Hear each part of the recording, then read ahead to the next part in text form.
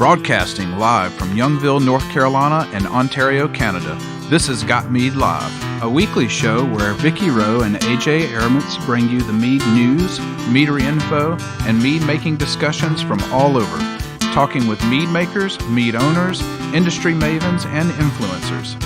This is Got Mead Live, a weekly podcast about mead and the people who love it and where the mead world is going. And now here are your hosts, Got Mead owner Vicky Rowe and mead and wine maker AJ Araments.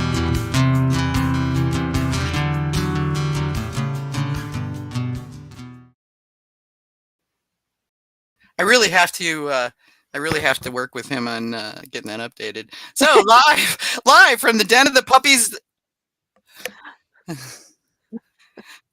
Hang on, I got somebody coming in here. There we go. I think we lost you there, Kirubell. Hang on a second. All right, from the den of the puppies of the apocalypse in northern Michigan, the Bunny Pen in Ottawa, Canada, and the palatial retirement estate that is way below zero today, it has Got Mead Live. Welcome to the show. I want to thank all the folks who have renewed or signed up for Got Mead Patron membership in the past couple weeks. You are appreciated. To do the show, we depend on you to help us get there. That's how we pay for the things they make us give the money for. So if you are considering becoming a patron member, it's only $30 a year. You get access to the Got Mead Patron Facebook group, the patron boards on the forum for just 50 cents a week, and you get access to all kinds of really amazing recipes and information and a whole lot of people that know their stuff. So it's definitely worth looking at. And again, thanks to all the folks who have gotten us here and keep us here so that we can keep bringing this to you guys. To listen live, you can find us on YouTube, Twitch, Twitter, and Facebook is where we broadcast live. All previous feeds are going to be on the website and on various podcasting platforms all over the place. Twitch is twitch.tv/meadwench. YouTube, just search Got Mead Live because it's a long, complicated crap load of stuff there. On Twitter, it is Real Got Mead, and Facebook, our group is facebook.com/GotMead. That's the main page. So we are live in all those places. You can find us online, obviously, at facebook.com/GotMead, and facebook.com/groups/GotMead is our main group. We do ask a couple of questions to help us keep the bots and the spammers out. So please answer those and we'll let you right in. And of course, feel free to get in on the chat on whatever platform you're watching on, and we see it on our end. So we can, we can definitely take a look at what you're sending in. If you want to send us information, suggestions, ideas, we're always looking for new people to talk with, criticisms, what have you. You can go to gotmead.com, put your mouse over Got Mead Live Radio Show, but don't click that, click on the drop down, and that will take you to a form that comes to all three of us so that we can get your information and get that taken care of. So I want to get in a shout out to our lovely sponsors, Honeybrook Craft Meadery, calling all mead lovers and adventure seekers. Look no further than Honeybrook Craft Meadery for your go-to destination for wonderful, light, and refreshing mead. With a location in Castle Rock, Colorado, and the new Garden Cottage experience coming this spring to Littleton, Colorado. Go to honeybrook.com, that's HONNI brook.com, to review the tap list, upcoming events, and to order online. They are on Vino Shipper, and if you aren't in the area, you should definitely consider trying their mead. And they are, get them on Vino Shipper, but their stuff is good. And also, I want to shout out to the Honey Jar. Crafting excellent mead requires excellent honey. Luckily, the Honey Jar is here to help. Since 2005, the Honey Jar has been supplying delicious, pure, raw honey in easy-to-handle 12-pound pails for hobbyist brewers around the United States. Visit us at thehoneyjarhome.com/gotmead. So that being done, what are we drinking? I'll start. Tea, hot, decaf. Anti-inflammatory week again? Yeah, anti-inflammatory week again. Okay.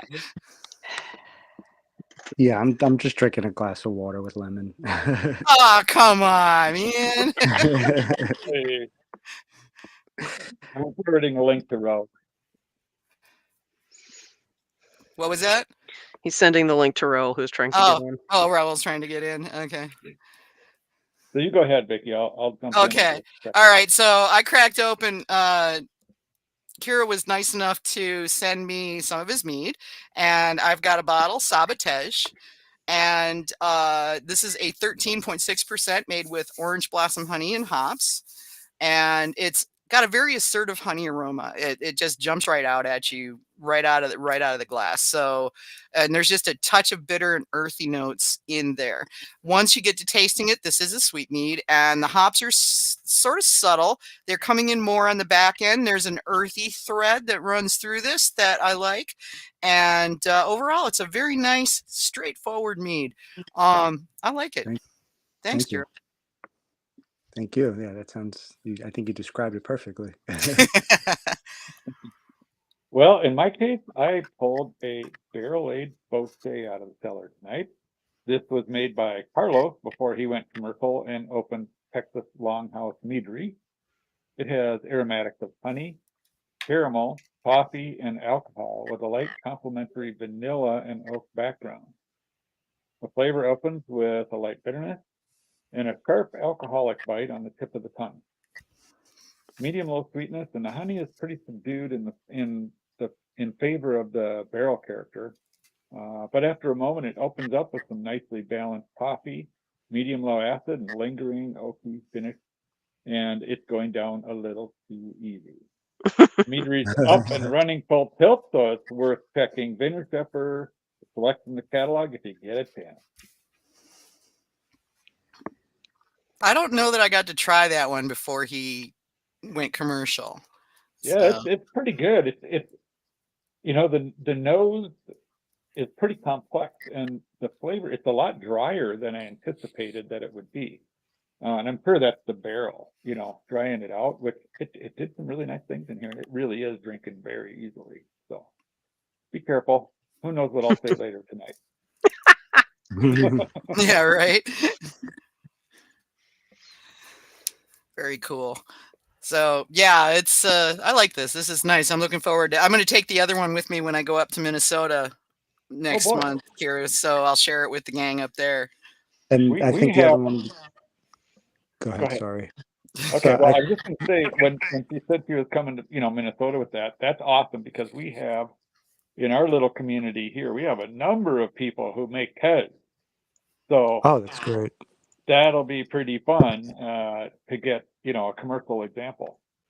Right, and that's great, because a lot of times what I like to do is actually let older Ethiopian or East African Eritrean people try the tej, so I could get an understanding of hey, are we really on point with taste wise? So that's great that if you could really sample with the community and see how they feel about it. Well, this community is not very Ethiopian, I will say that.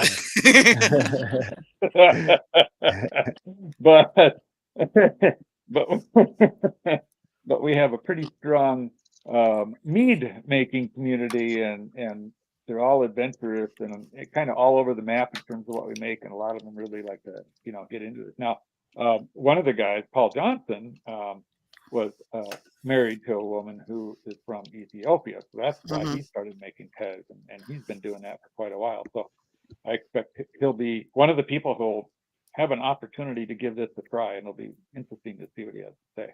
I'll make sure of it.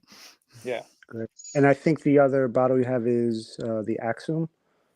Yeah. You sent me the Saba and the Axum.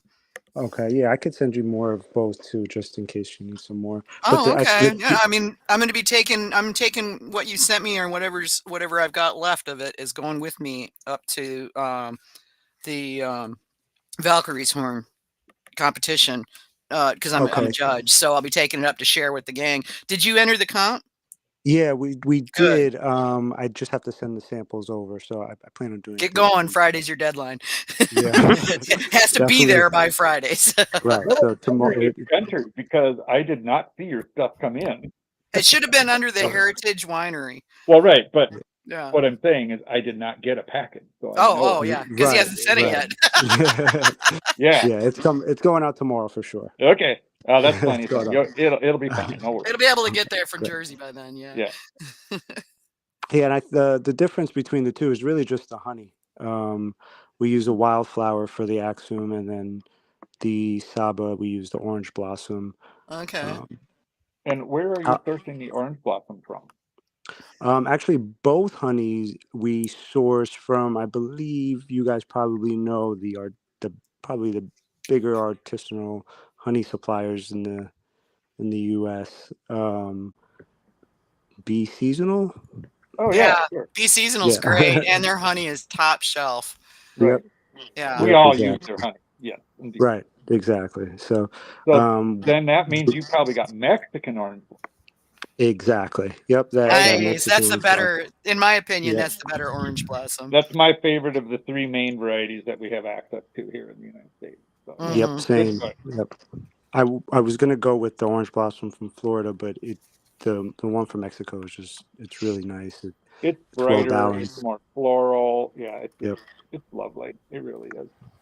Yeah. Yeah, Awesome. and that's really our goal with the Tej is being that it's a traditional mead. We want to keep it, let the honey really shine through.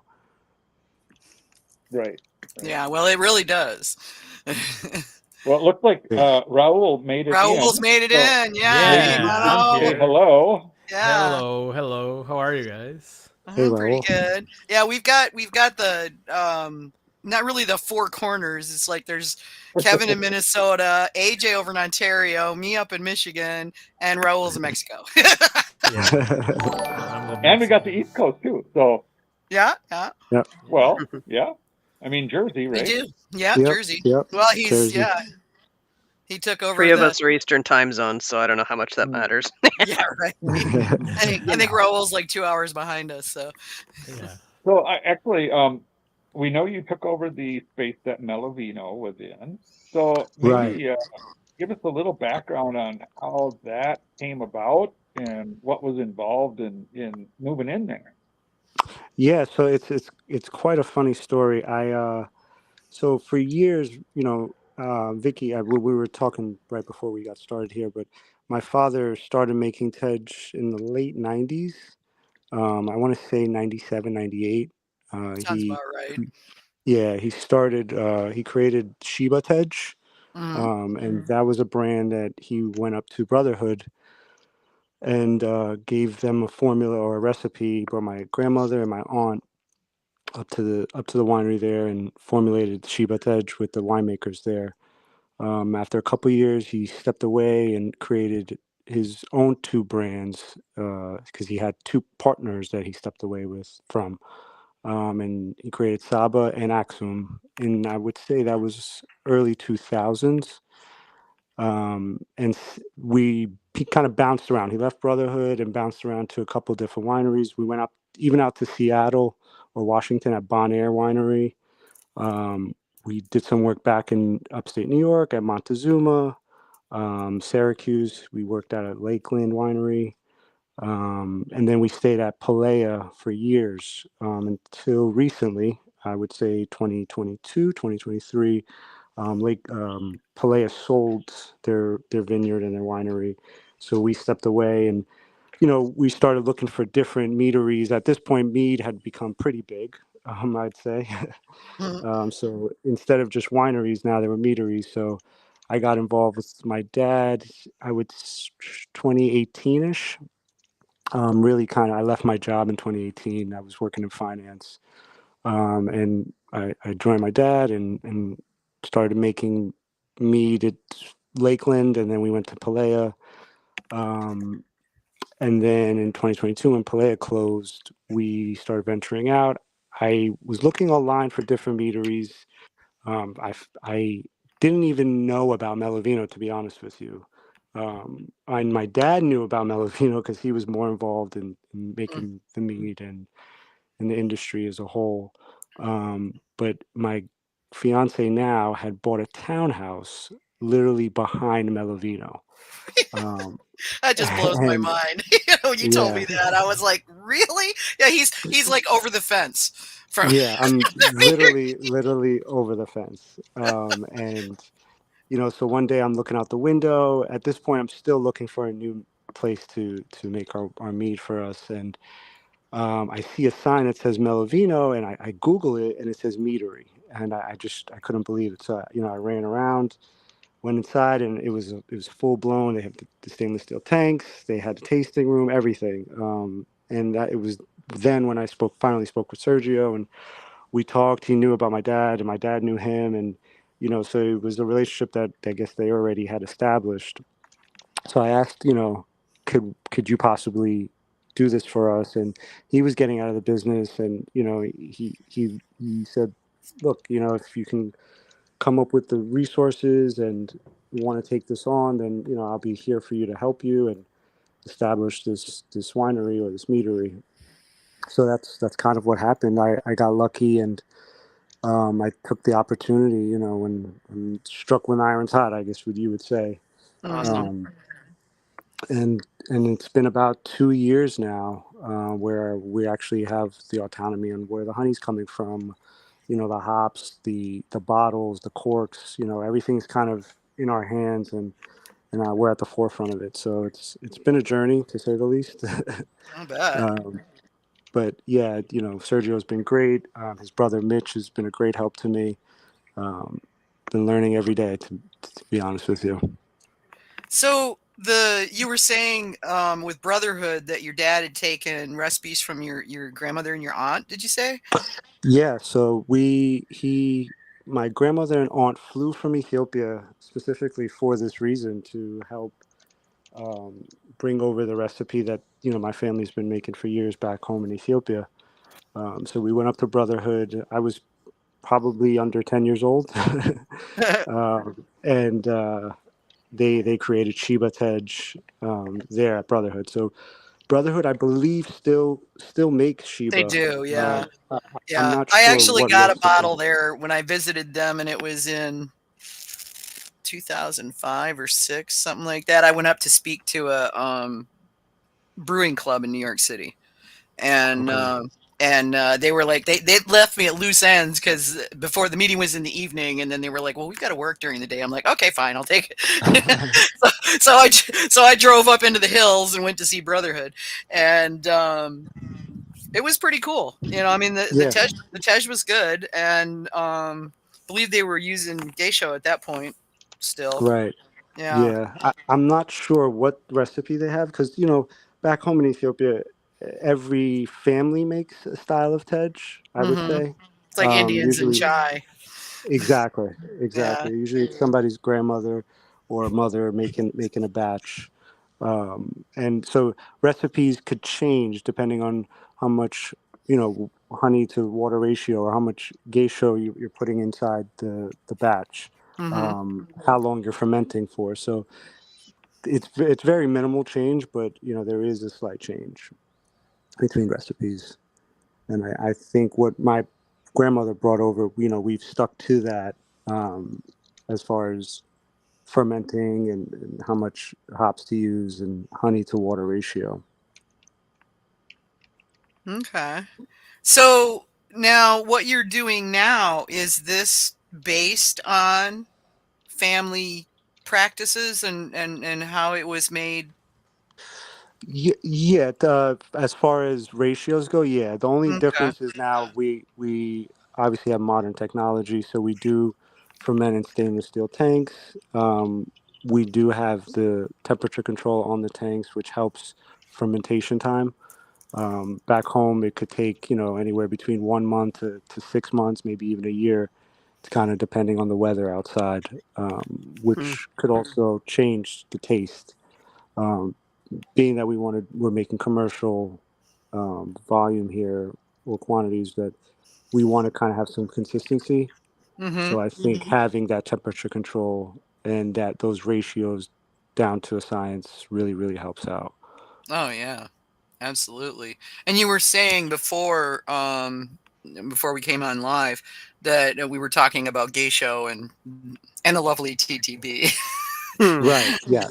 So you guys got caught in that mess when you redesigned, huh? And went through So label not, changes and whatnot. yeah, we never really had a problem with TTB. As far as our recipe, because our recipe was uh, put into TTB, I would say early 2000s. So back then, geisha was allowed, so we never had a problem. It was more recently when we changed the label, I would say 2019, 2020, when we changed one of the labels, is when we actually have to get the formula reapproved, and that's when we kind of a red flag kind of came up and said, you can't use geisha. So we decided to move over to more of a domestic hop. Okay. But What but can we ask you what hop you're using, or is that proprietary? I would say It's fine to it's not tell us if yeah. I would rather not. okay, Just not a problem. We always ask intrusive questions, and it's perfectly okay to go, yeah, I can't share that. That's fine. just out of respect for my dad and how hard Yeah. he's worked all these years, and where he's got to. So I don't want to relinquish that just quite yet. Yeah, no, I don't blame you. Are you sourcing your hops through like a big place or local or Yeah, definitely. It's one of the bigger suppliers of hops, I would say, okay? in the States, in Washington. Interesting.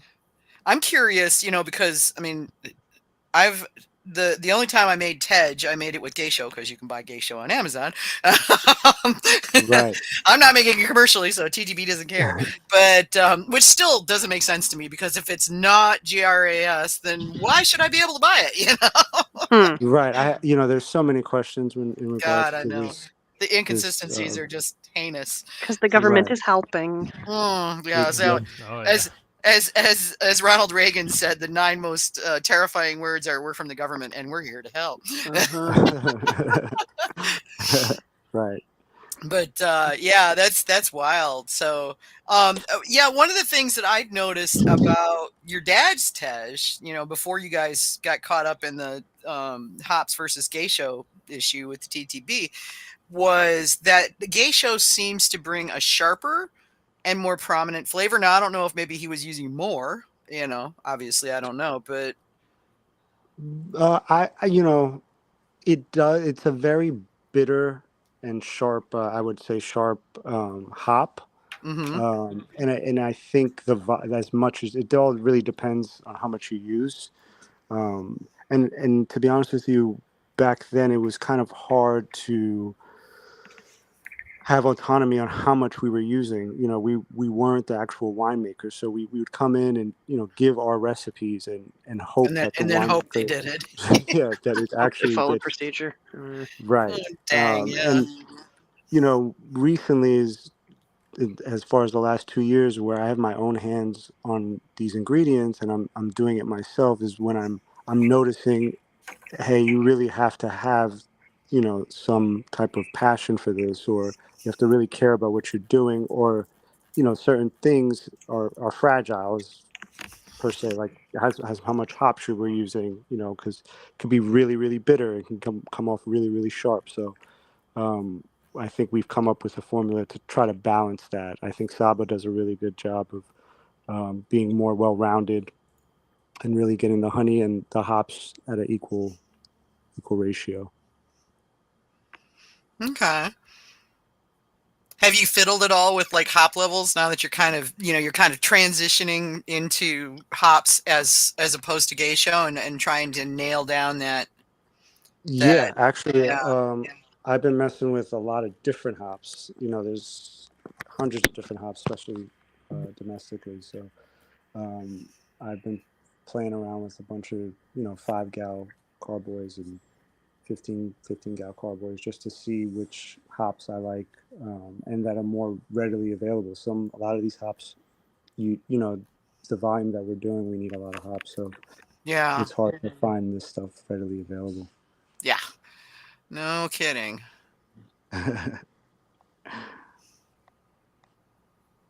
That is I was wondering about that, when I saw you guys were back in operation and and just trying to get that sorted out. That's gotta suck. Yeah, yeah. One of my, I was telling Sergio actually, that one of my fashions are to really get this grass approved and tell the story of Tej and why geisha is important to Tej and the medicinal factors of Tej. I would love to see the reports and things that the FDA or the government has that says Tej is bad for us or it can cause some harm. Or, I mean, geisha. Okay. Yeah. It's. I'm guessing that there's somebody somewhere who knows diddly squat about it. That. I don't know what this is. Yeah. So I'm gonna Right. cross it out. I mean, it's the same thing like with the butterfly pea blossom. Breweries can use it, and wineries can't. I mean, okay. Is it or Right. is it not grass? Right. Yeah.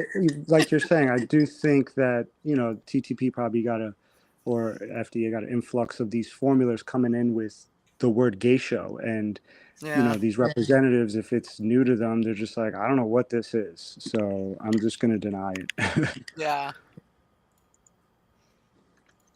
That's probably it too. Yeah, from what I understand, from my friends who run meaderies, is that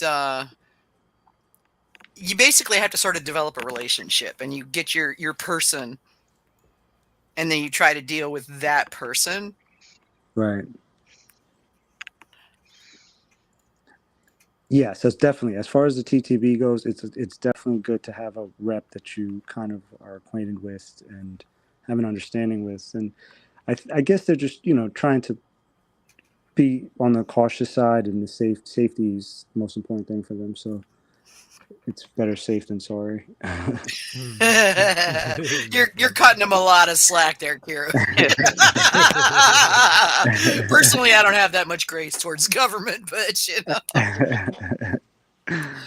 But yeah, it's a mess. I mean, and Mead threw them completely for a loop.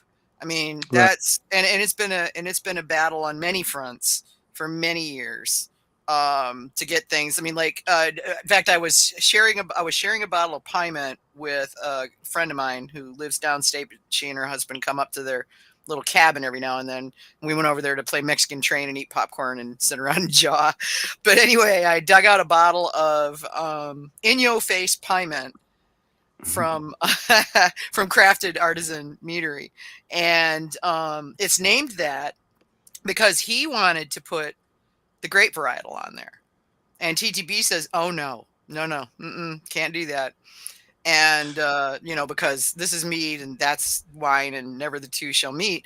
And so he was just like, fine. And that's how it got its name. Wow. Malicious compliance. Yeah, pretty much. Yeah, pretty much. But yeah, it was just, I mean, because I've heard so many stories from people and the stuff they run into. I used to get phone calls all the time. I'm like, guys, I'd love to help, but I don't deal with the TTB. I'm not a commercial mead maker. I'm just a commentator to the meadery industry. But Yeah, I love to be on their good side. yeah, you want to be on their good side because but I would say like cultivate your person, Yeah. and don't be afraid to check around with some of the other meaderies, and see who they're working with, because that might make a huge difference for you. And educate your person too sounds like a thing. Yeah, they've had to do that. Yes, for sure. Even for New Jersey, I remember when I applied for a manufacturing license, I believe, Sergio was the first meadery in New Jersey. So when I applied, I was speaking to the representative there, and they said, "Oh, this address," and I said, "Yeah, it was Melovino." They're like, "Oh, we know Melovino." So, they must have had and I asked, when I spoke to Sergio, he did say, "Yeah, they definitely know who I am there." So it's important to have that relationship with the state. Yeah, you should get out and like come around to one of the competitions, or Yeah, for sure. some of the gatherings to meet the rest of your community. Right, absolutely. I wanted to actually go to Mexico for the Copa. Oh, the Copa Idrima. Yeah. I'm hoping to go to that next fall. I don't know. We'll see. Yeah, it's on my list for sure. And I Valkyrie Horn and even the Mazer Cup. These are all things that were events that I definitely want to check out. Yeah, you'll meet a lot of very, very interesting people. Yeah, what really also pushed my passion was I took the class at UC Davis, mead Okay. making class. Yeah. Did you take It was, the mead making course that they offer out there? yeah, I did. It was like it was almost like a boot camp. It was like a Yeah. 2-week program, Yeah. where I They've mean, been doing that for a little while. yeah, it was great. I did this in 2021 or 2022, Okay. um, and it was great. I met a bunch of people, and it kind of pushed my passion, gave me the confidence to really move forward. And then, it's like manifestation, where that's after that is when I met Sergio and Melovino, and so it seems like I was just pushing along, and it worked out. Nice. Cool. Yeah, that's a good program. I went to the very first one they had, and it wasn't the boot camp then. It was just like a 3-day conference, but it was pretty cool. Yeah, it was. They give us a book, the meat. It's with meat and food pairing. Yeah, that's Um, Christy's book. Right. And it's funny. I was like, I hope they're talking about Tej in this book. So I went to the index, found the word Tej, scrolled through the book, and then, in the couple pages, there's a little paragraph, and it says, Araya Yibrehu out of New Jersey, and I was like, oh my God, I doubt my dad even knows that his name is in this book. Yeah, So it was good to know. I talked to Chrissy about that when she was writing it. Oh, great! Thank you, Yeah, thank you. Yeah. your dad's been on my mind for quite a while. I mean, we don't talk all that often anymore, but Yeah, when he recently passed, I know. So in sorry. October, late October. So that's also one of my passions now, is to tell my father's story through the Tej. He was an entrepreneur. He pioneered Ethiopian cuisine here, and he was one of the first restaurants in America. 1979, I believe, he opened up. And now there's, I think, over 400 to 500 Ethiopian restaurants across the country. So I Yeah, really would love to tell his story through the wine or the I think mead. that's wonderful. Didn't you just get back from Ethiopia? I think you said you went down to honor your mother.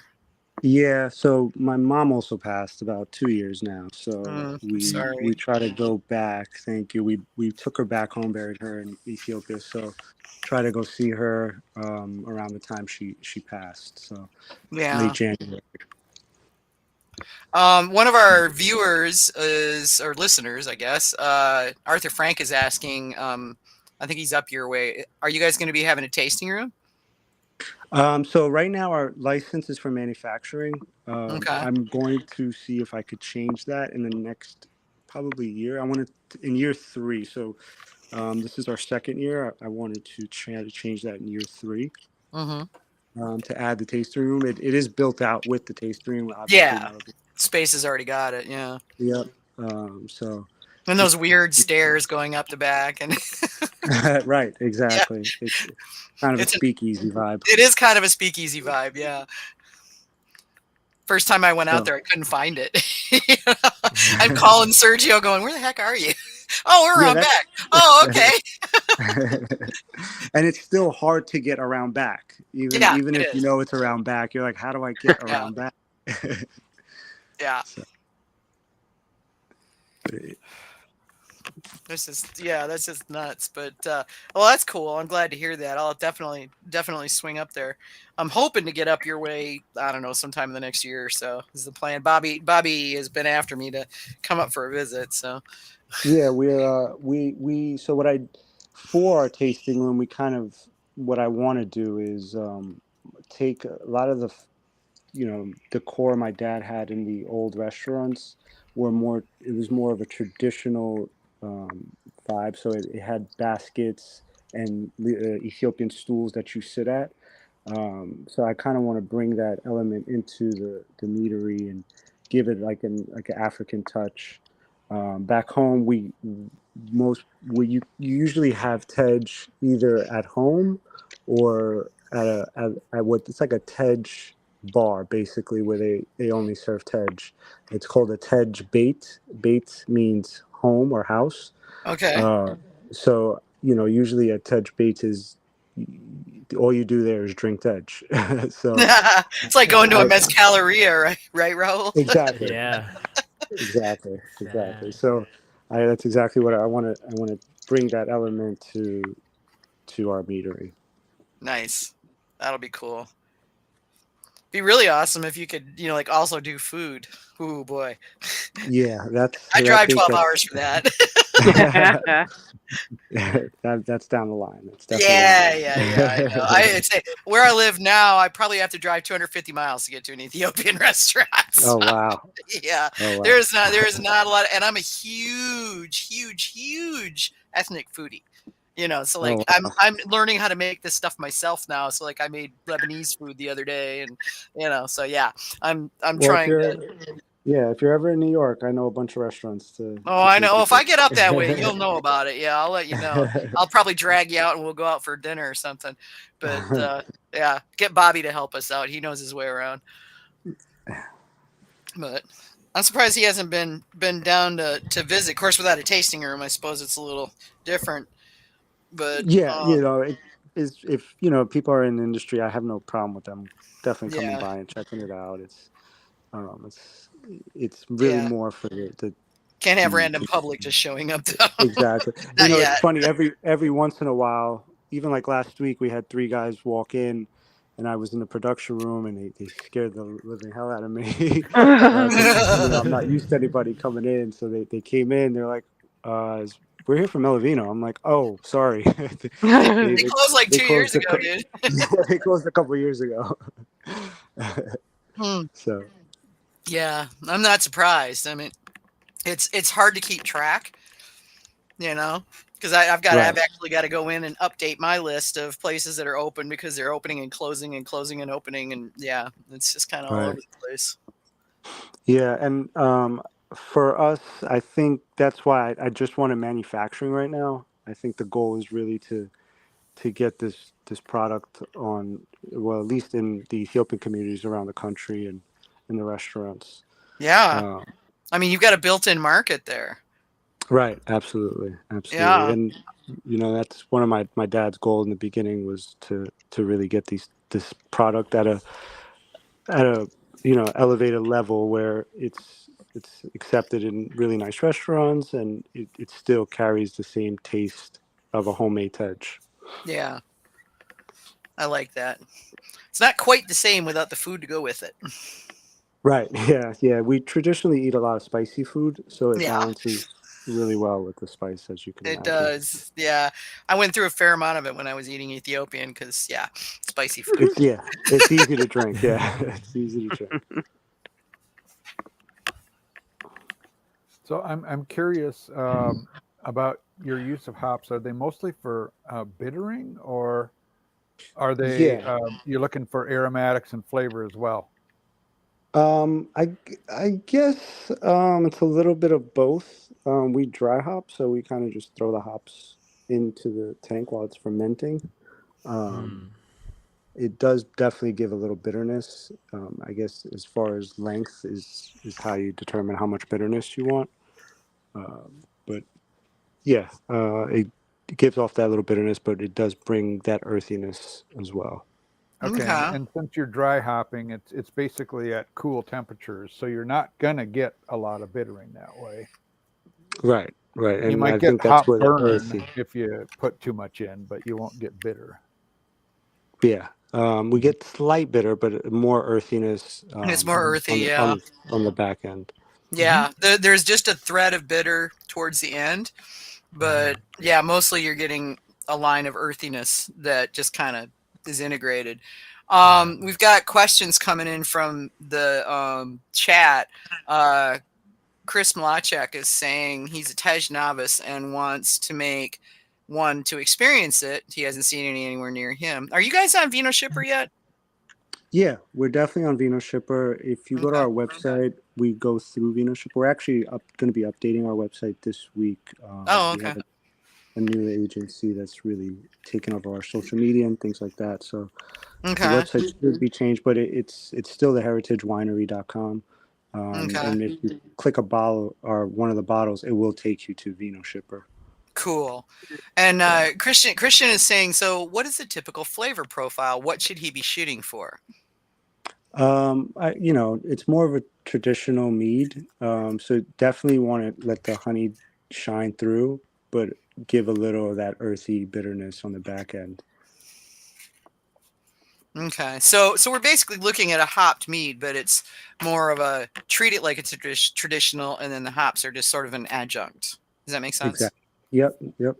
Okay. 100%. Yeah, not so much with Vino Shipper. He's in Ontario too. Oh, right. I forgot Christian Oh. was up your way. Yeah. Well, Christian, you need to get in on the smuggling operation we've got going. Quiet. This is a national podcast. It is a national podcast. Yeah. No, we do occasionally go into Canada, and when we do, usually we'll Perfectly legally transport alcohol across the border. Exactly. Right. There's nothing wrong with it. And If you need do to it all the smuggle it time. into Mexico, I can help too.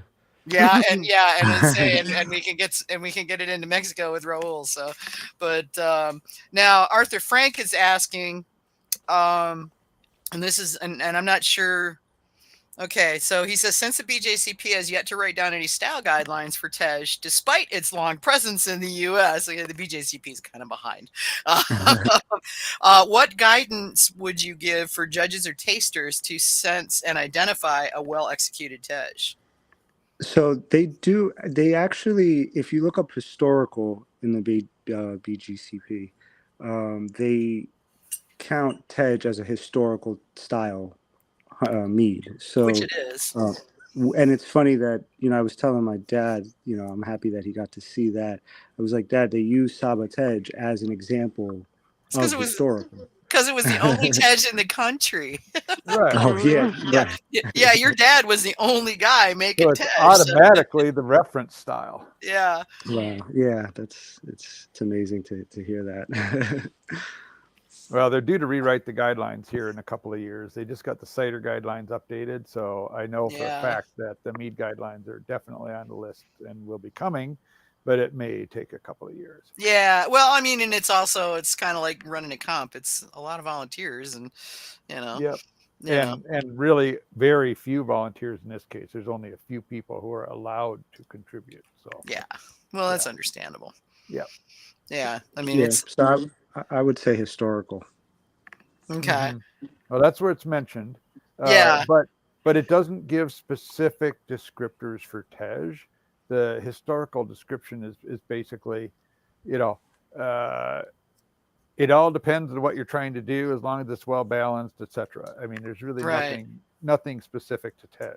So I think that's what Arthur is looking for. Is maybe you could give us a little rundown on your sensory for the Tej that you create, so that we have that as a reference point.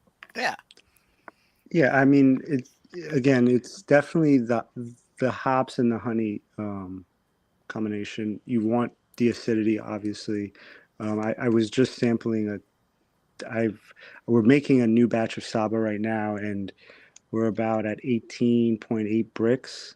So I took a bottle of that to my buddy, and we were just drinking it earlier, and it's about 7.5% alcohol, and it tastes like juice. So for me, I said, well, it's not quite dead yet. We need to have definitely a little more acidity here, and I need a little more of that bitterness, earthiness to really balance out the sweetness.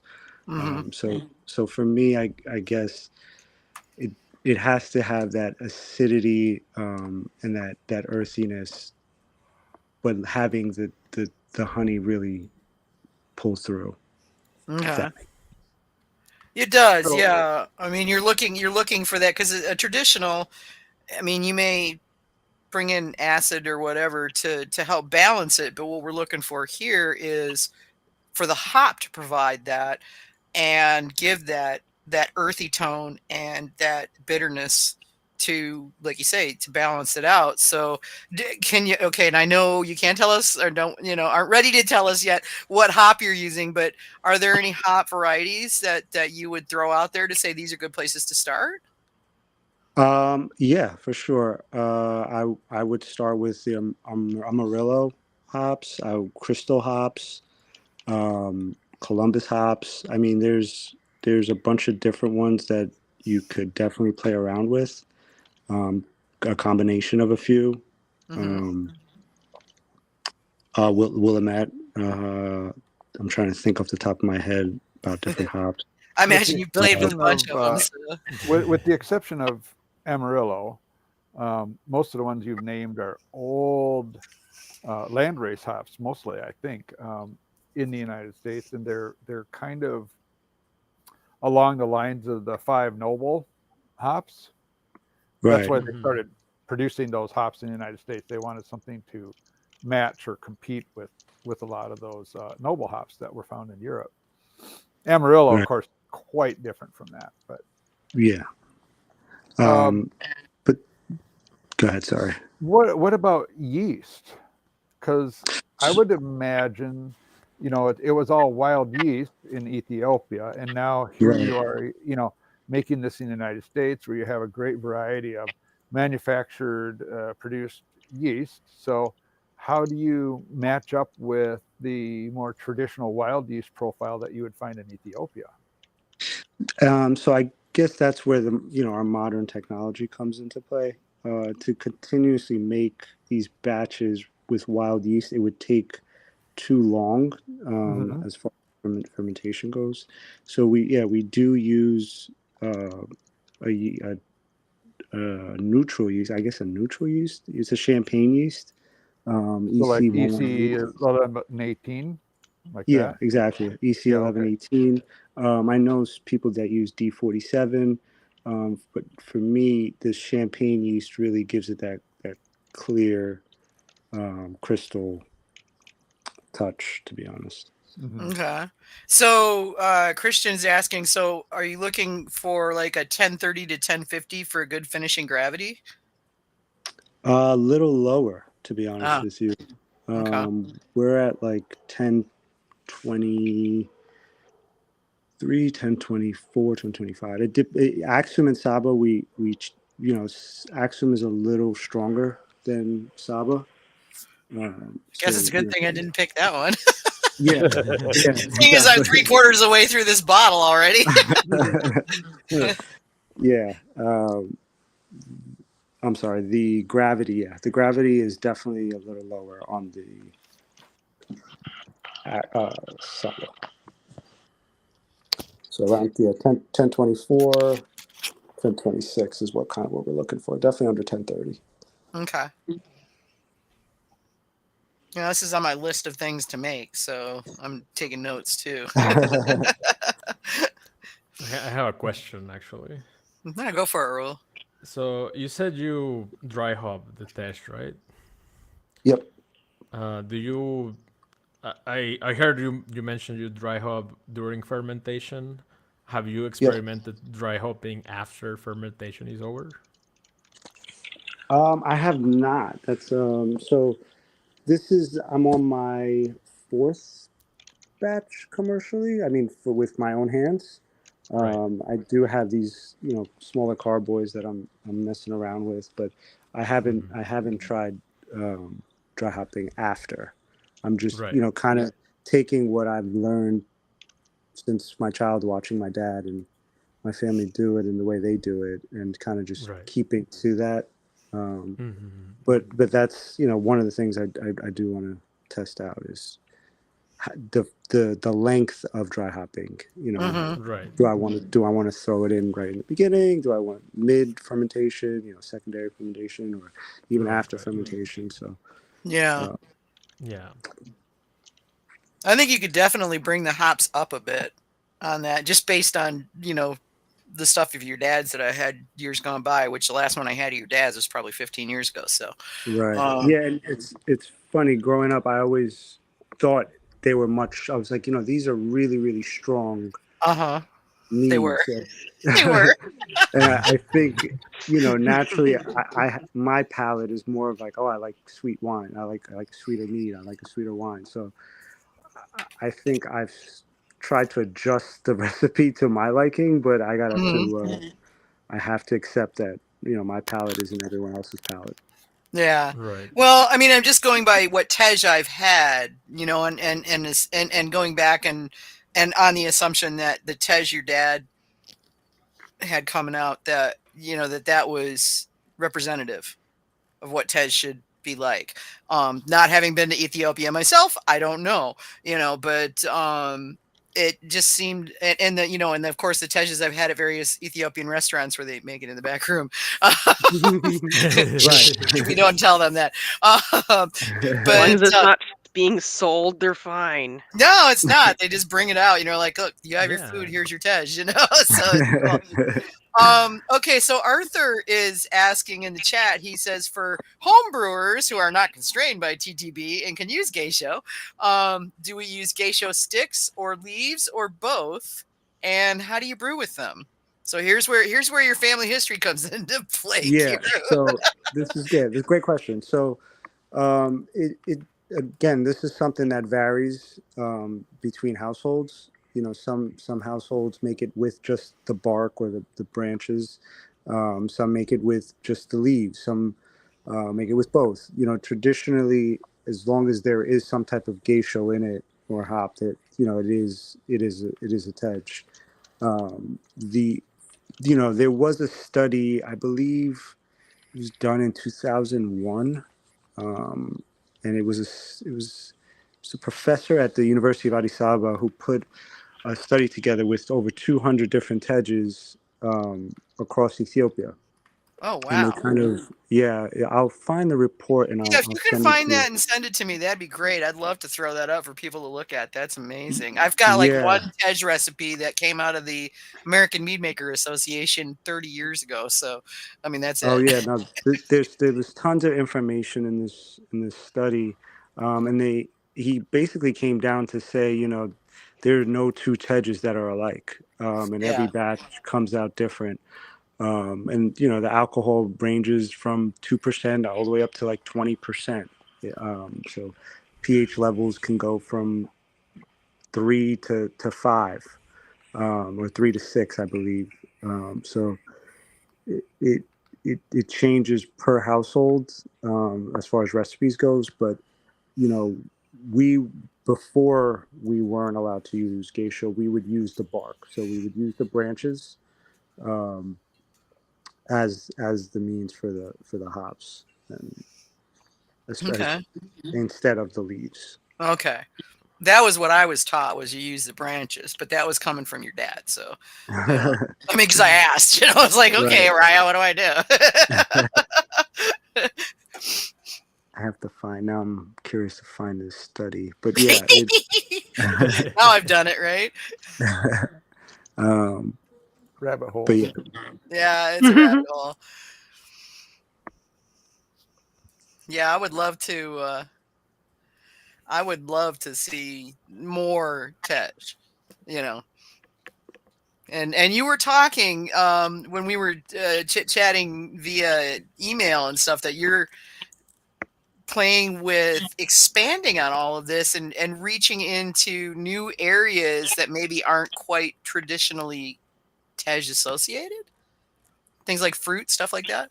yeah. So like a melomel, like we want to eventually, have a different style. So one style my dad wanted to do was a blackberry. And I guess that would be considered a melomel for adding fruit to it. So Yep.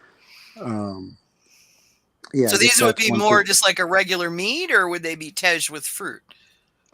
Basically tej with fruit. I mean, we would Okay. be using hops. Okay. We would use the same pretty much recipe we're using now, but add the blackberry to it. We do want to do That'll our be coffee. interesting. Yeah, we have a coffee style recipe that we also want to implement, and a sparkling. We want to do sparkling as well. Sparkling. And are you gonna how are you thinking about sparkling it? Just pretty much carbonating it. Yeah. Well, like forced carbonation, or are you going to do bottle conditioning? Probably forced carbonation. Okay. Yeah. That makes sense. Bottle conditioning would be a pain. Yeah. Yeah. Yeah. Well, for a dry meat, it wouldn't be that bad. But No, I mean, we had a guy in North Carolina that was doing basically champenois style. And so like you go into his place, which was garage, and it was an outbuilding that he had built, and the rules are a little bit different down there. And he had, you guys can't see me hand gesturing. I swear, if I was Italian, I couldn't talk if they tied my hands down. I know. I get it. Yeah, you've seen me, you know. But he had all of these. There's like hundreds of champagne bottles all upended with, you know, the yeast cap at the top, and you know, and closed off and doing their thing. And it was just, and it was tough because of the, you know, doing the bottle conditioning took up too much space, too much time, and was too finicky. You know, it's a horrible process. It's a horrible process. Yeah, and from a commercial standpoint, it was not Yeah. viable, and he didn't make Right. it, unfortunately. So Unless you're big. yeah, Yeah. you can get away with it if you're really big, but if you're a little meadery, that's a whole other animal. So Another question, though, kind of related to that is, are you stabilizing your meads, or do you basically just ferment them to completion and sweetness and leave it at that? Yeah, we kind of ferment them into the sweetness that we like, and then we cold crash the tanks. Just kind of bring them down to 34 degrees or 0, and then bottle. We'll filter, we paper frame filter, and then bottle.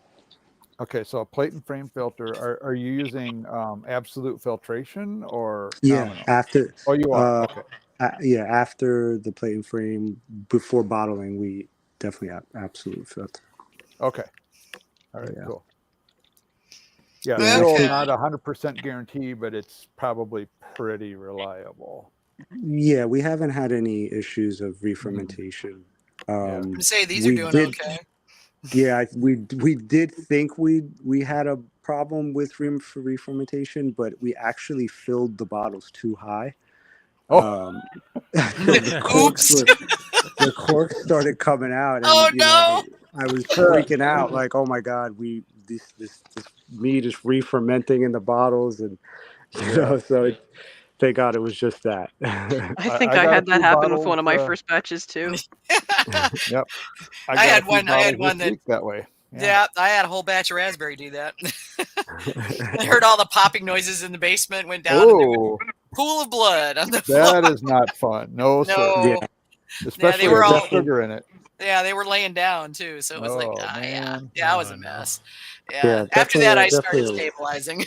Yeah, I it's don't always- have commercial level filtering capabilities. So. No, me either. Luckily, I've never had a bottle bomb, and I hope never Yeah. to have one. I've not had any bottle bombs, but I've had several blow their corks. I have not. Yeah. No, I take that I- back. I did have a bottle explode inside a cooler at a Renaissance festival, and you don't want to see how far that glass embedded in the cooler. Oh, that's very dangerous. It was very I heard dangerous. Yeah, stories. of thank God it people was in yeah. a cooler. losing Is all I can fingers and say. stuff. Yeah, it's Yep. not fun. Oh yeah, Um, we've all talked to people who are like, yeah, and for 4 more years, I was finding little shards of glass all the way All across the over the- room in the Oh corner. yeah. Yep.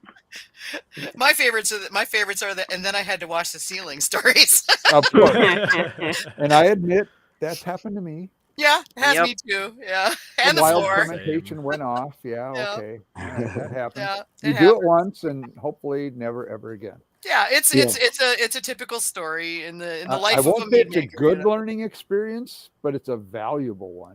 Yeah, it is. Yeah, for sure. I'll never For forget sure, that yeah. one. Yeah, yeah, you never forget that one. That's for sure. I mean, that's one thing about being in a commercial space. At least you have floors and Yeah. stuff that are And pretty Floor drains. drain. And drains.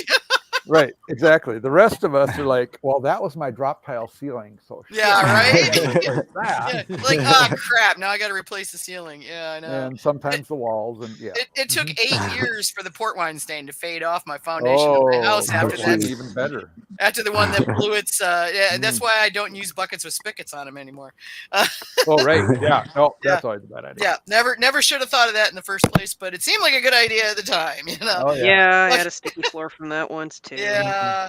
Okay, Brian Stevens on the chat says, as the industry seems to be, at least lately, trending to more sessionable drinks, so lower ABV, like under 8%.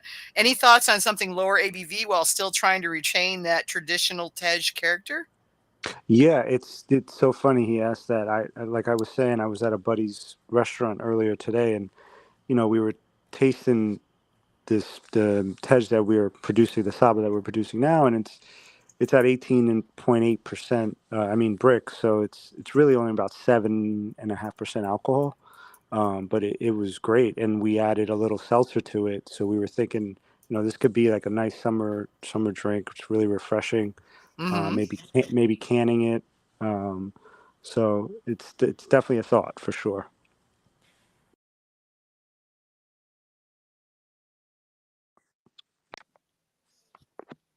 Should we jump in with a question from Nathan? I think we just had a little hiccup. Yeah, sorry, the Yeah. system just Oh, did yeah. a hiccup thing, and Okay. yeah, hang on, Kira, you dropped out in mid sentence there, so Yeah, I was. I forget what I was saying. oh. We were talking about sessionable means, and you said you were thinking Oh, about doing right. that. Yeah, here we go. Yeah, I was with a buddy, and we were tasting the Saba, and it's only about 7.5% right now. So we added a little club soda to it. So it's a really nice drink to drink in the summer or springtime. So might be down the line, maybe we'll can it or something like that. Okay, that's pretty cool. I'd love to see what a session tej would look like. That's pretty cool.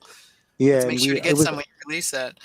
yeah, it was unfiltered, so it still had all the yeast in it and everything. So Well, that's it was very still. tej-like, though, right? Yes, exactly. Like, and I brought it to my buddy who they have a Eritrean restaurant. So when he saw it, he was like, "Yeah, this looks like the stuff back home." So Ah, might be Nice. some down the line. yeah, that would be really cool to have something that was very traditional, but at the same time, very marketable. Right, right, That people would drink. But yeah, that the unfiltered state, I would think that was cool personally, and like, wow, okay, I know that this is more in the keeping of how it's actually done and drunk, right. in Ethiopia. But at the same time, though, once you get that on shelves or virtually or otherwise, people are going to be going, I don't know, it's cloudy, so Exactly, that's a Exactly. exactly. conundrum. Yeah. Right, but the benefit of natural wines now, people are loving it, and I think orange wine. So I think it's a good place to be. I think we could get it really into the market, and people could enjoy it. Yeah, no, I agree. I think that's what you want to, you want to get it out there. And I think you're off to a good start. I mean, this turned out really well. I still say I'd bring the hops up a little bit again, just based on, what I learned from your dad and tasted from what he was making. But yeah, I mean, it's a good mead. It's a great Thank you. mead. Yeah, Yeah. no take. And so I think if you even for us to, I would say the Axum is probably you'll get more hops or more bitterness, earthiness from the Axum than you do with the Saba. Yeah. Arthur's over on the chat saying he loves how the discussion is how does clarity factor into being true to style versus what can be sold. Right, right. Yeah. Yeah, I mean, like Right. for Unfortunately. competitions, you put it into the historical category, and if there's a good definition for tej that says it should be cloudy, well, then it'll get judged that way. But the public Doesn't know. doesn't necessarily see it that way, of course. So Right. that you drink with your eyes before you taste. So Yeah. that's Yeah. a thing. Visual is a Yeah. thing. Yeah. Yep. And I think that's what also one of the reasons why my dad did filter it or want it filtered in the beginning to make it more appeasable to Westerners or Mhm. foreigners that are not used to the traditional tej. And down the line I do want to do an unfiltered tej. So, but I really want Axum and Saba to be known Right. before people are open to trying something that's Right. That makes sense. Yeah, because once you've established yourself and people know who you are, then they'll be like, "Oh, wow, this is like totally traditional." right, exactly, So, exactly. on that traditional line, what would you think about doing something like a pet nat fermentation? And would that be too much of a departure from a traditional tej? Um, Do you know what I'm talking about when I say pet nat? yeah. Okay. Bottling the wine before it's fully fermented. Well, it's actually aged on the lees. Mm-hmm. Now, it is fully fermented, but it's aged on the lees. And so the lees break down and they can add a creamier mouthfeel to the finished product. Okay. I'm in my, I guess, understanding. I'm going more thinking it's bottling the wine before it's fully fermented, but that makes more sense what you're saying. Mm-hmm. I guess that I'm curious now that you bring that That's up. you've got another 5-gallon batch to make there. It sounds like you're get hopping I there, have boy. gone down a few rabbit holes, so forgive me for pushing you down one too. No. Yeah, Kevin's It's a king good. of rabbit holes, so. It's a good rabbit hole. These are good rabbit holes. Mm-hmm. Well, Christian's anyway, coming. something to think about. Yeah, right. Christian's got a lot of good questions tonight. He says, for a traditional recipe, you would dry hop with the geisho, leaving it in for the duration of the fermentation. Correct? Right. Yep. That's Okay. what I would do. Okay. Maybe put it in like a cheesecloth, or some people just throw it in right into the carboy or Mm-hmm. whatever. I think I'd probably just throw it in. It'd be easy to Right. avoid when you're racking. So. Yeah, especially if Yeah. you're using sticks or leaves or something. You're right. Yeah, it's not Yeah. like you're throwing. It's not like you're throwing pounds of the stuff in there. Right. Right. Okay. Oh, and that's And actually a good question: is how much? how would you much? add? Yeah, that was going to be my next question. Okay, so if you can give us that information, what sort of ratio are we looking at here? Traditionally, to be honest with you, in Ethiopia, that also varies. Of course it people does. just start. Ask 10 Ethiopians, get 20 answers, right? Right, The exactly, style ranges exactly. from very low But- to very high. Yeah. Yeah. Okay. But for us in, like, I guess, commercial sizes, if we're doing a 3,000-liter tank, I would use a couple pounds. Okay. Right. Upwards of 5 to 6 pounds. Okay. So. All right, y'all out there can do your own math. 3,000 versus 6 pounds. So 3,000 liters, 6 pounds. But yeah, Should we throw in a Nathan question here? Because I of think course Yeah. he sent yeah, a bunch. I think we definitely need to do a Nathan question. And Nathan is one of my local buddies who's a tej maker. So Yeah, if you come out to Valkyrie's Horn, I'll make sure you get introduced, Kira. right. Oh, okay, great. And if I remember correctly, Nathan always has great questions. Oh yeah, yeah. Great. You don't know where he gets it, and we don't question it. It just is. He does his research. Yes, he does. Mhm. All right. And he so names all first his question. mead, and he names all his mead in Latin. Yes. Oh, God. Yes. Great. And he entered Valkyrie's Horn. So in a few weeks, when we announce results, you can look for his name, and hopefully it'll be up there once or twice or more. Yeah. And, yes. Then you have to figure out what the heck he actually called it. Yeah, right. Then you have to decipher that. Yeah, because I didn't. Yeah. I helped my daughter with Latin, but never learned it. So Luckily, we have translators now. yeah. All right. So while mirroring the same ABV percentage, but being made from two very different honey varietals, what else do you feel characteristically distinguishes your Saba Tej from Axum Tej in terms of their unique acidity and sweetness? To be frank with you, it's really the honey. It's the only thing that is different in both styles. And as you know, the purveyor of the honey, they really do well with supplying some really good honey from specific areas. So it's easy to get that across as far as taste. You could really tell the difference in those honeys. Just tasting the honeys before you actually make the mead. Oh, sure. You could tell the difference. But as far as any other ingredients, it's literally just the honey, the water, and the hops. Okay. Oh, and by the way, are you treating your water in any way? We're using filtered water. The meadery has reverse osmosis built in. Nice. So we're using filtered water through there. And then once you, if you're starting with RO water, are you adding anything back? in No, terms of liquid and the salts? no, the water it's softened, so that's the only other. Okay. It's softened water. All Yeah. right. Another Nathan question then. Your meads being sulfite free, are there some aspects to the level of gesho used that allow for more aging potential? It's an interesting question. Well, except you're not using gesho anymore, right? Yeah, that's kind of what I'm thinking about here. So what was the question again? I'm sorry. Well, basically, knowing that you don't have sulfites in there, I think he's asking, does gesho do something in terms of preserving the mead with regard to aging potential for the mead?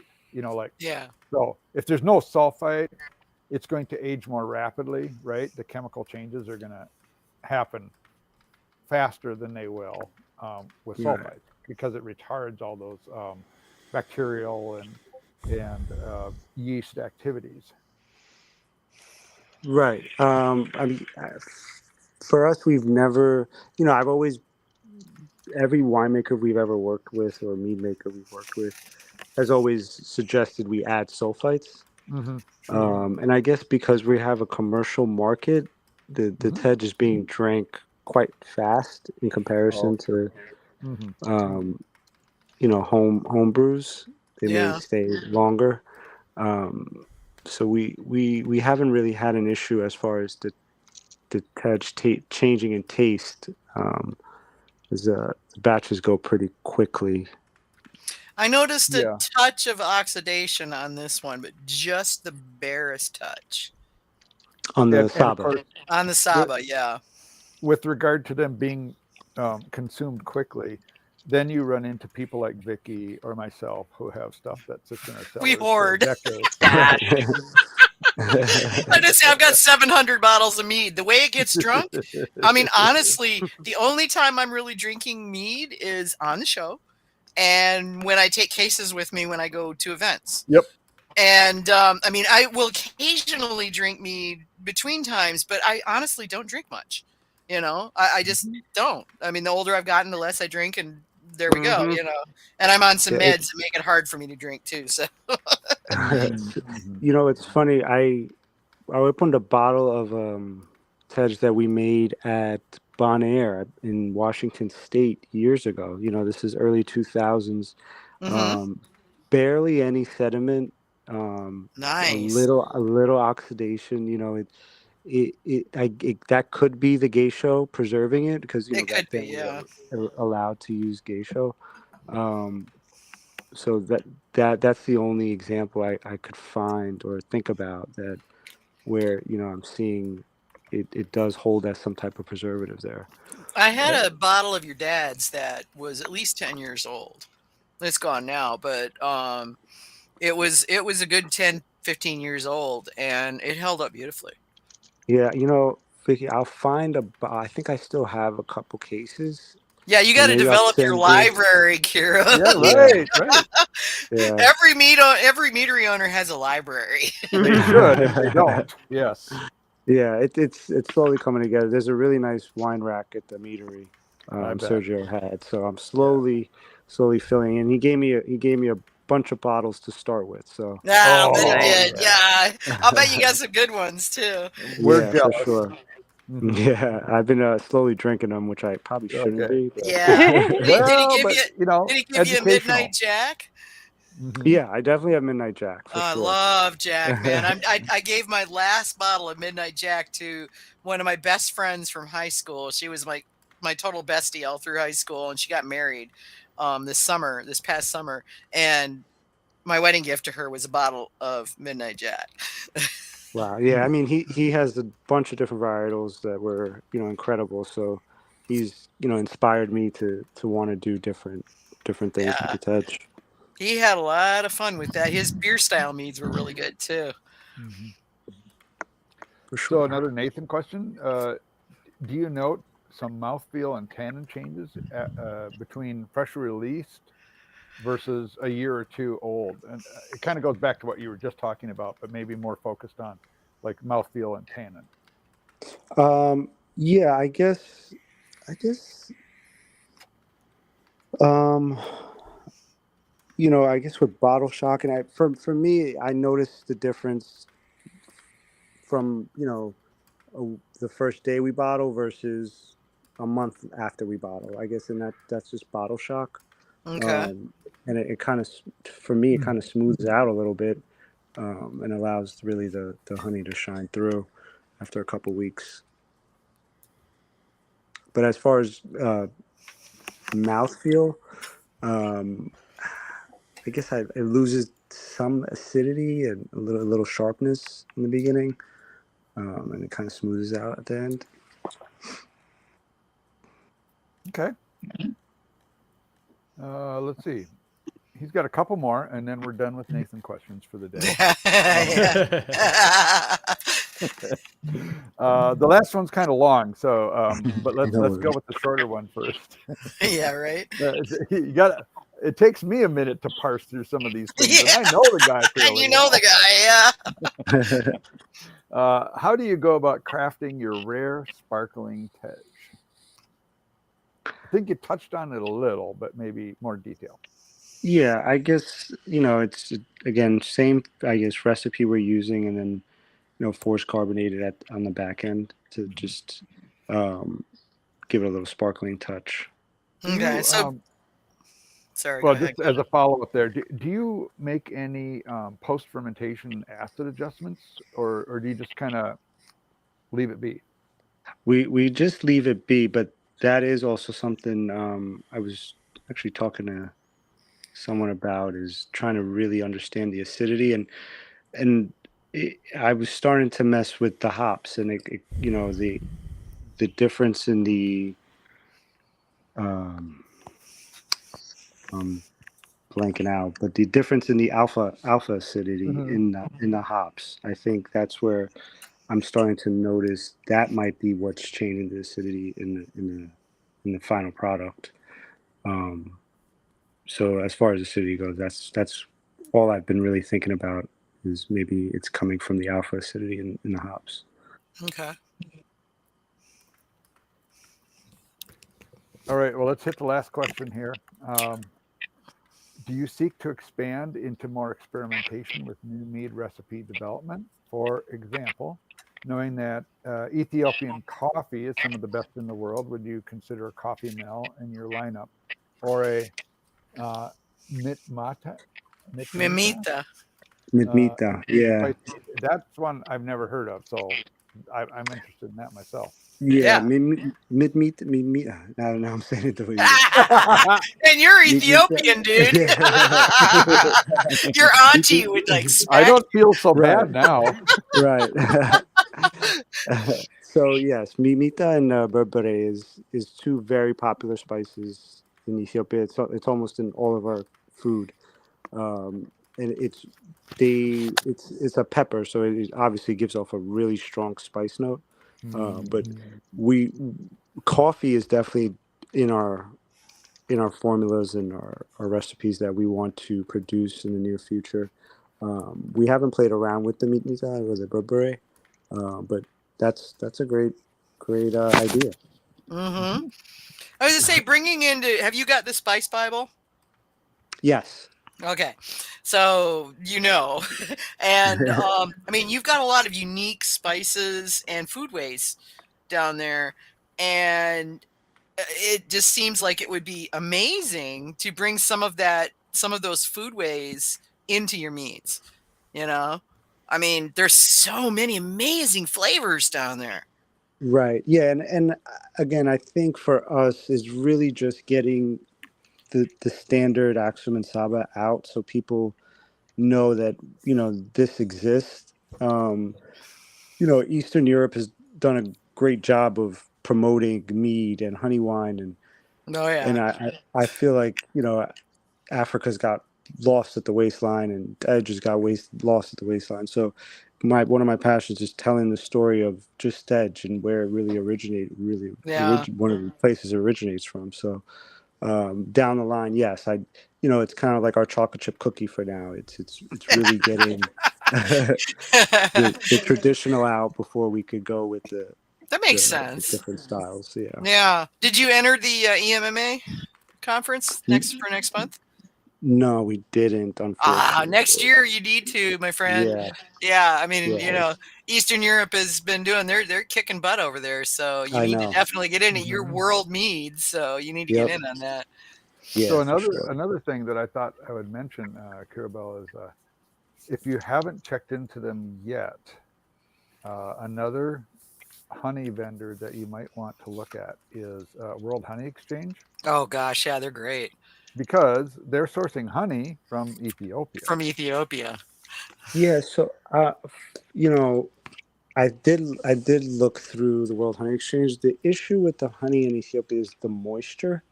Mhm. And it's over 25% moisture. So, as far as making mead, it gets kind of difficult. And single sourcing that honey is a little difficult as well. Okay. Well, I just thought I'd mention it. I have a few of their buckets here myself, and I haven't had any problems with them fermenting on their own. So the moisture Good to know. content seems to be okay, but I wouldn't know if that's true of everything, of course. So Right. and the honey is unique. There's some really cool varietals there that are a lot of fun to play with. I will say.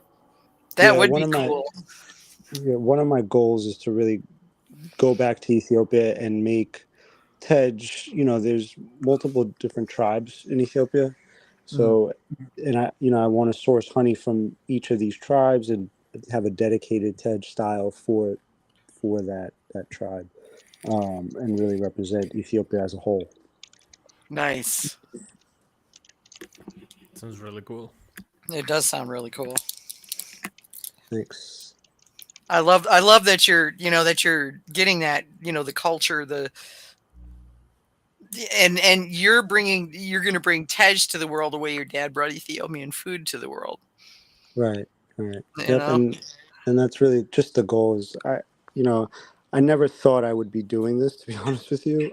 And I watched my dad work in the restaurant business and the meat business for years, and I never thought this was something I would do. But I realized it's a family business, and why not honor my family as best as I could.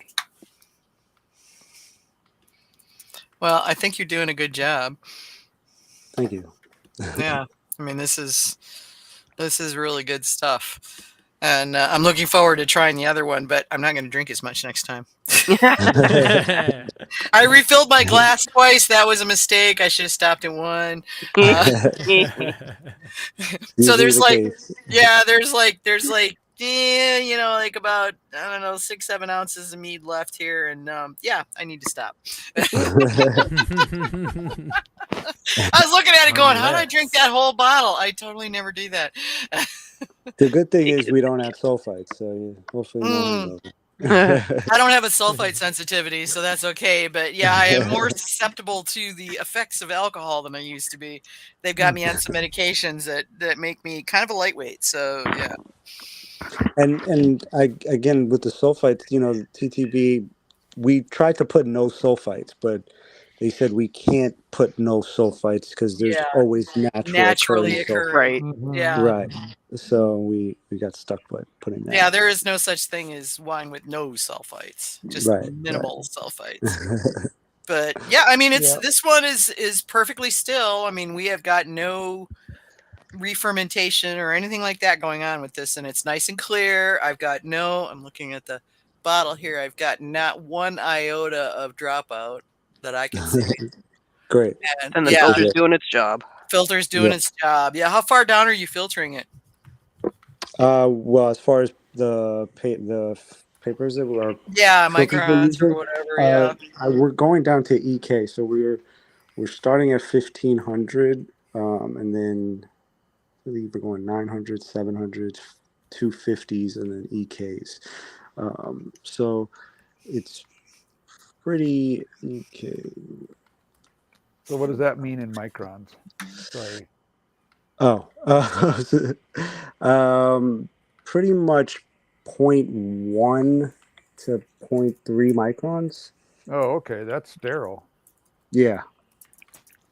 EK is pretty much that's as I think it's still. I don't think you can go any lower than that. And then we're doing the absolute filter after that. Okay. I got that should people do over on job. the. I got people over on the chat going, "Are you bringing any of this to the Yeah. to the Valkyrie's horn?" And I'm like, "Yeah, I'll talk to Kira." Hell yeah. Yeah. So yeah, If you Yeah, how many bottles I could send over? Yeah, if you can spare it, send me a few more, and I'll make sure that everybody gets to try it. So Great. we'll at least get folks out there, and they'll spread the word. So Well, with any luck, there might be a little left over in one of the bottles that was in the first round of judging too. So. Oh, true. Yeah, that's the point. Yeah, or maybe I'll try to send extra bottles with. You can do that too. I was That's gonna right. say- You haven't sent anything yet, so sure. Yeah, there you go. If you want to send some extras, that's free, or send them to me, or send them to them. I don't care. It doesn't matter to me. Right. We have bottle shares Friday and Saturday night after. A lot of bottles get shared too. So great. Yeah, I rarely come home. My goal is to go out with a couple of cases and come back with empty boxes. That's that doesn't happen though. It never works out that way. Every time I walk in the door, my husband's like, "So did you bring back more or less than you took out?" Well, I mean, I alone have a case for you, so I know, right? People keep giving you things. I know. It's like I told my daughter, I said, "So I'm gonna have to designate somebody to get my mead when I die," and because that's something I have to think about now. And she's like, and my daughter, who doesn't like mead, says, "Well, wait just a minute, Mom." And I said, "Well, what do you mean you don't like mead?" She's like, "No. You hang on to that. I'll deal with it after you're gone." I was like, okay. She's probably thinking, I have friends. Yeah, right. So yeah, because I go down there and look at it, I got like 700 bottles of mead. And I'm like, shoot, if I could drink a bottle like every week, I'd not finish before I died. Yeah. Right, exactly. Yeah. Yep. So that's why we give it away. That's why we give it away. Yeah. That's why I take it with me everywhere I go so I can share it with people. That's, my job is I'm a mead evangelist, It's this mead evangelist. Yeah. That's my job. What can I say? Well, it sounds like you're cross you have to carry. Yeah, right. Yeah, it's a cross I have to carry. That's right. Yeah. You guys didn't seem to mind. And the folks I brought the Mexican mead bag for didn't seem to mind either. Hell yeah. I'm just sending you some more stuff. So. Yeah, right. Which reminds me, Raul, you need to, when we're offline, email me your address so I can send you a book. My P.O. box or? Yeah. However I can send physical mail to, yeah. Yeah, my P.O. box should be perfect because it's in Texas. So okay, so yeah, it does. Yeah, whatever. It doesn't matter. Just send it to me and I'll send you a book. Gotcha. Yeah.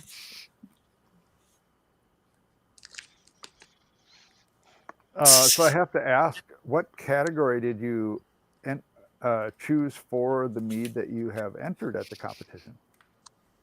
Historical. I just try to keep any competition these days. I'm just trying to do historical just to really get our name on the map in the mead world.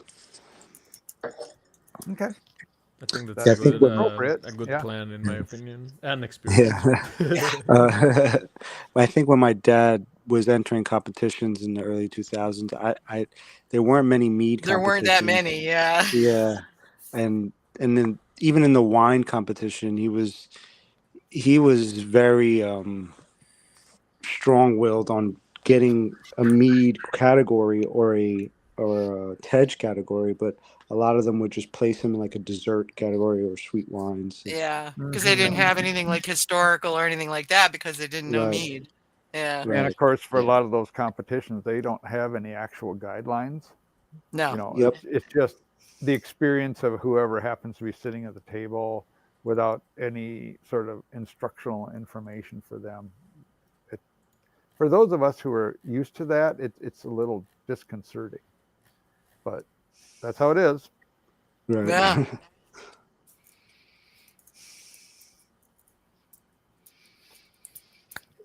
Trying to type and talk at the same time isn't working. Yeah, that doesn't work. It's sort of like walking and chewing gum, isn't it?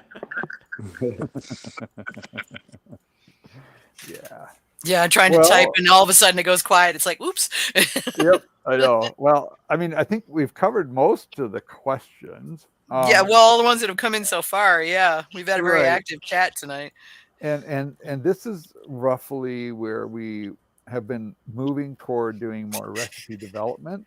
Yes. So is that something we would like to do? And are we going to have some participation from Kirubell on that topic? Is he willing? I guess is part of the question. So as far as recipes, I was telling Vicky earlier, it's a little tough for me to, I could speak as a more broad about Ethiopian recipes and the way they do it back home, but it's hard for me to divulge into our Well, yeah, your recipe as stuff far is as hops. proprietary. So Yeah. so let's go back to what do they do back home? Let's talk about that. Sure.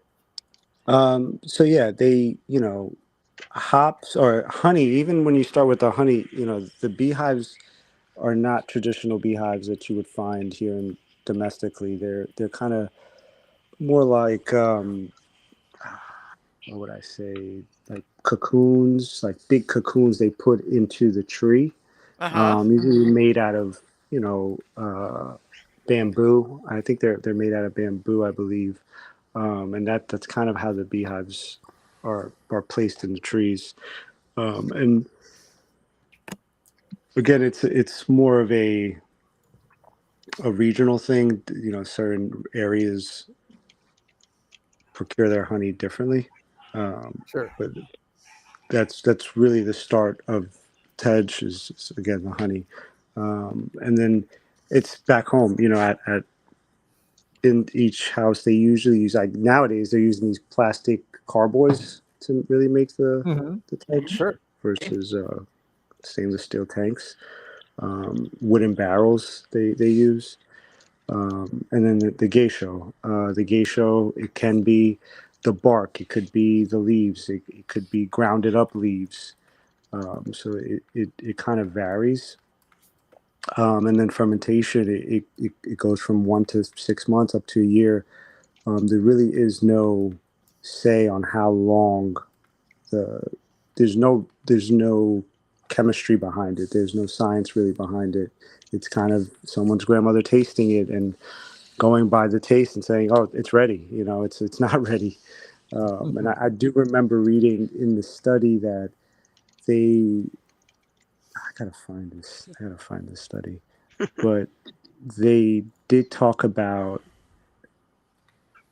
how the alcohol ranges could go up to 20-25%, because nobody's actually doing the science behind it.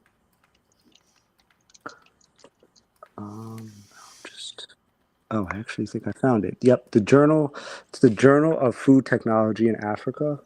It's the chemical and nutritional properties of Tej, indigenous honey wine, Ethiopian honey wine variations within and between the production units. So I could send this to you, Vicky, just so you have it. Okay, I'll get it put up there so folks can read it. Yeah. But yeah, it's traditionally it is that yellow, cloudy wine, and that's coming from the yeast, and the Tej really depends on the honey, and that's where the bees are what they're pollinating off of. So for it, again, it goes back to that regional taste. So a lot of the honey that's harvested in a more traditional fashion there would probably be pretty heavily smoked, right? I mean, Yes. it's Yeah. how they subdue the bees, and because they're Africanized bees, they're going to be quite aggressive. So a lot of smoke is going to be used. Yeah. Is that something that you've been trying to replicate in your mead? No, I haven't. But even I've heard stories of back home where they smoke the barrel that they're going to make the Tej in, to kind of give that flavor. That might be interesting to smoke your honey. You know, Yeah. Right. I mean, Right. realistically, you just need to run a thread of smoke through it. So you like put a Right. bubbler in the bottom of the big tank and Exactly. feed Exactly. smoke to it. Yeah, Like a hookah or a bong. yeah, like a Right. hookah Honey or bong, something, yeah. nice. Honey bong, That's what I'm thinking. right? Oh my God, Kevin has some stories, huh? Bunch of potheads over here, you know. I went to college. Oh yeah, yeah, right. It's legal here. Well, it's legal here now, Yeah. but Well, in Canada, it's legal nationwide, but yeah, yeah. here it's a patchwork. So Right, for sure. yeah. Oh man. Okay.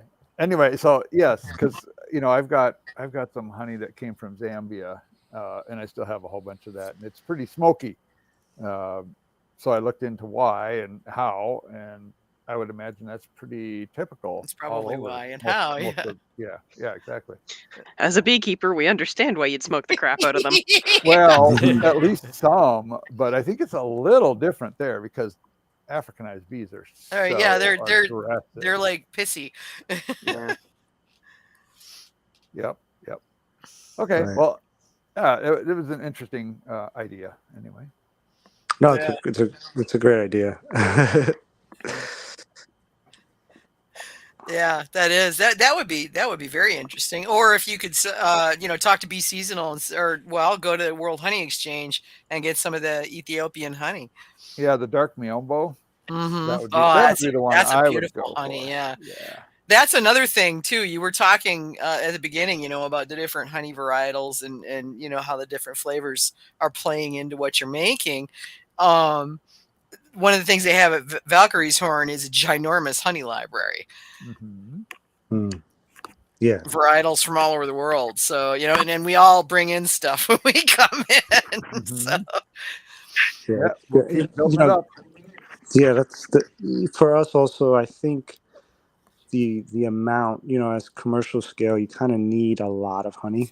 Yeah. So it's been tough to really get this type of quality honey in size. yeah. And the quantities that you need as opposed to what we Right. do. Yeah. I don't know. I'd check with World Honey Exchange. I mean, they do volume. So I don't know. Yeah. Definitely. But, I mean, if you're wanting to get back to your roots, so to speak, and go more traditional with the honeys, it's worth taking a look. Can't hurt to check. I don't know. Absolutely. Yeah, I don't know if Bee Seasonal does any work in that area. I think they're mostly middle and Central and South America. But yeah, I don't think I think I've actually asked Thomas, and I don't think they do. Yeah, they don't. No, well, they he's don't. got. Yeah, they don't do it. That I'm aware of. Yeah, I mean they've got all their connections are in Mexico, Central and South America. Right. So they did bring in some Indian honey at one point, but I think that was just a one-off. And someday we hope that they'll get enough of that European cherry honey that we can't get in these tiny little jars. I have a feeling that is not going to happen. I don't think there's enough quantity on that one. It'd be nice, but yeah. I'm not buying any more honey these days, but that would be a one that I would make an exception for. Oh yeah, if that came out in quantity, I'd be all over it. That was an amazing honey. So yeah, it's funny. It's funny how much different they can be. Right. Exactly. And that's the beauty. Yeah, it is. That's what's beautiful about it. But it's just amazing. When you talk to somebody who doesn't live in the world that we live in, and they're like, "What do you mean?" I'm like, "Okay, so and that's when I line up a half dozen honeys and let them try it, and they're like, "Oh my gosh!" They just flip out. Everybody here just thinks it's honey. Yeah, honey. yeah. It's Right. just whatever you get. Yeah, to death. off the shelves at Safe Mart or whatever. Well, I have a friend in San Diego who thought she hated honey. Turns out she doesn't. She just hates orange blossom honey. But that's all you can get down there. That's all you can get down there. Yeah, Everything's contaminated with it. What a shame. Yeah. For us, that's I an think interesting hate. for when we do tastings, in wine stores or liquor stores, and we tell people there's only honey in here. There's no sugar. We don't add any sugar. We don't add any other flavoring, additives or anything like that. And people are shocked. So a lot of times I bring a jar of the honey just so people could see where it derived from, and they're shocked, and then I have to go Yeah. into the whole, hey, honey isn't really regulated here in the U.S. and everything is mixed up and sold on the shelf, and if you look at the ingredients, it just says honey. So Right. it's Yep. part of it is the education, right? And we want to. I'm Mhm. trying to educate people as well. Yeah. And that's Absolutely. a primary thing for a lot of meadery owners is education, because people just don't know. Right. Yeah, and I'm gonna be frank with you. I was probably one of those people too. And the deeper you go into this, is it's kind of just shouts out at you. It's the honey. Yeah. And that's what So this is, and that's what, if we can get people to understand that this is to honey what wine is to grapes, right. and the difference between a Merlot and a Cab and and a Syrah and a Pinot Noir and all that kind of stuff. And then they don't get it. They don't realize that Oh, it honey must is be so sweet. Yeah, is grape juice sweet? Yeah, is wine sweet? Oh, yeah. Right. Exactly. Yeah. Yeah, I And have that then conversation all the time. even the Always. addition of sugar. Some people use sugar in their mead or their honey wine, and Blasphemy. right. Blasphemy, indeed. So that's another thing. People are like, "Oh, how much sugar do you put in when you're making it?" None. Oh my We're none. God. It's just What do you the think honey. honey is? Yeah. Well, I if they have come from seen a people say that. But if they yeah. come from a winemaking background but not grape wine, then I understand the question. Yeah. Yeah, because Because AJ most started fruits us that are on. not Yeah. most fruits that are not grapes, you have to add sugar to. Otherwise, Yeah. you're going to get like a beer strength wine. Yeah. Yeah. Yep. They just don't have enough. But this has been fascinating. I don't suppose we could lure you out to Valkyrie's Horn this year. I wish. I wish I could.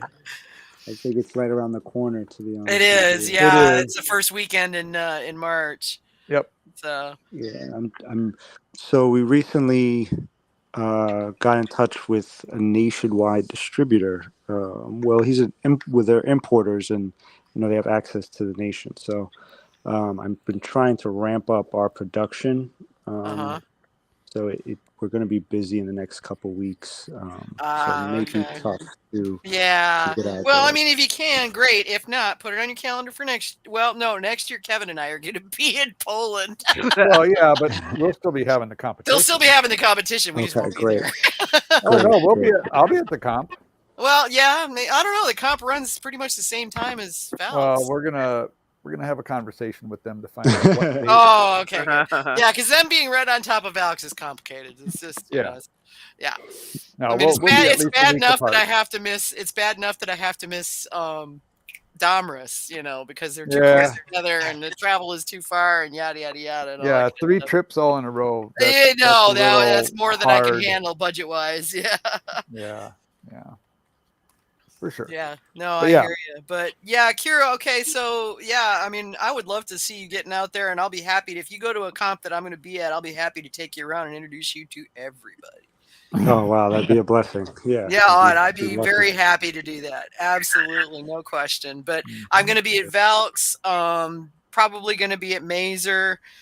Maybe at Copa Idromel. I don't know. I haven't seen the dates for 2025 yet, so I don't know yet. Yeah, I have no Yeah, idea I've never. either. Yeah, I don't I've either. never been to Mexico City. It's on my bucket list. Oh, it was amazing. I wanted to stay for a lot longer than I did. It was really cool. It didn't hurt that we had Raul who played tour guide for us. Right. he That made was sure that we super got the helpful. best. He made sure we got the best street tacos, and we went and saw some cool stuff, and went to Mezcaleria. It was awesome. Yeah, I kidnapped them a couple of times.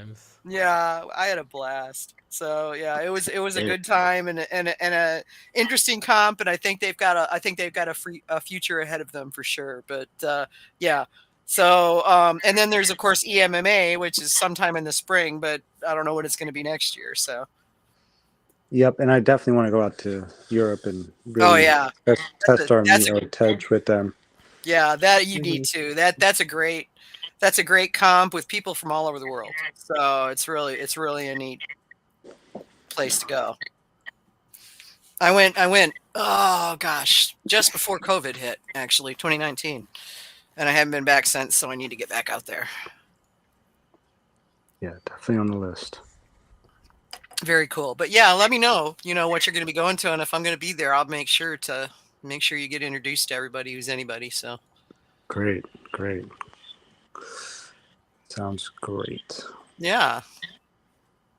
But Yeah, this is for us, it's been my father doing everything for years, and he's been a one-man show. So I've, I this is why I quit my job. I said this is something I could help build and be proud of. So now really getting into the industry and meeting people in industry, I think is the next step. And yeah. it's yours. You're not doing it for somebody else. Yeah. Right. Always a Exactly. big bonus, right? Yep. Yeah. Exactly. Cool. Yeah, I was doing the last batch we just made. We started making it at like 10 a.m. in the morning, and I didn't get out of our meadery until 7 a.m. the next day. Yep.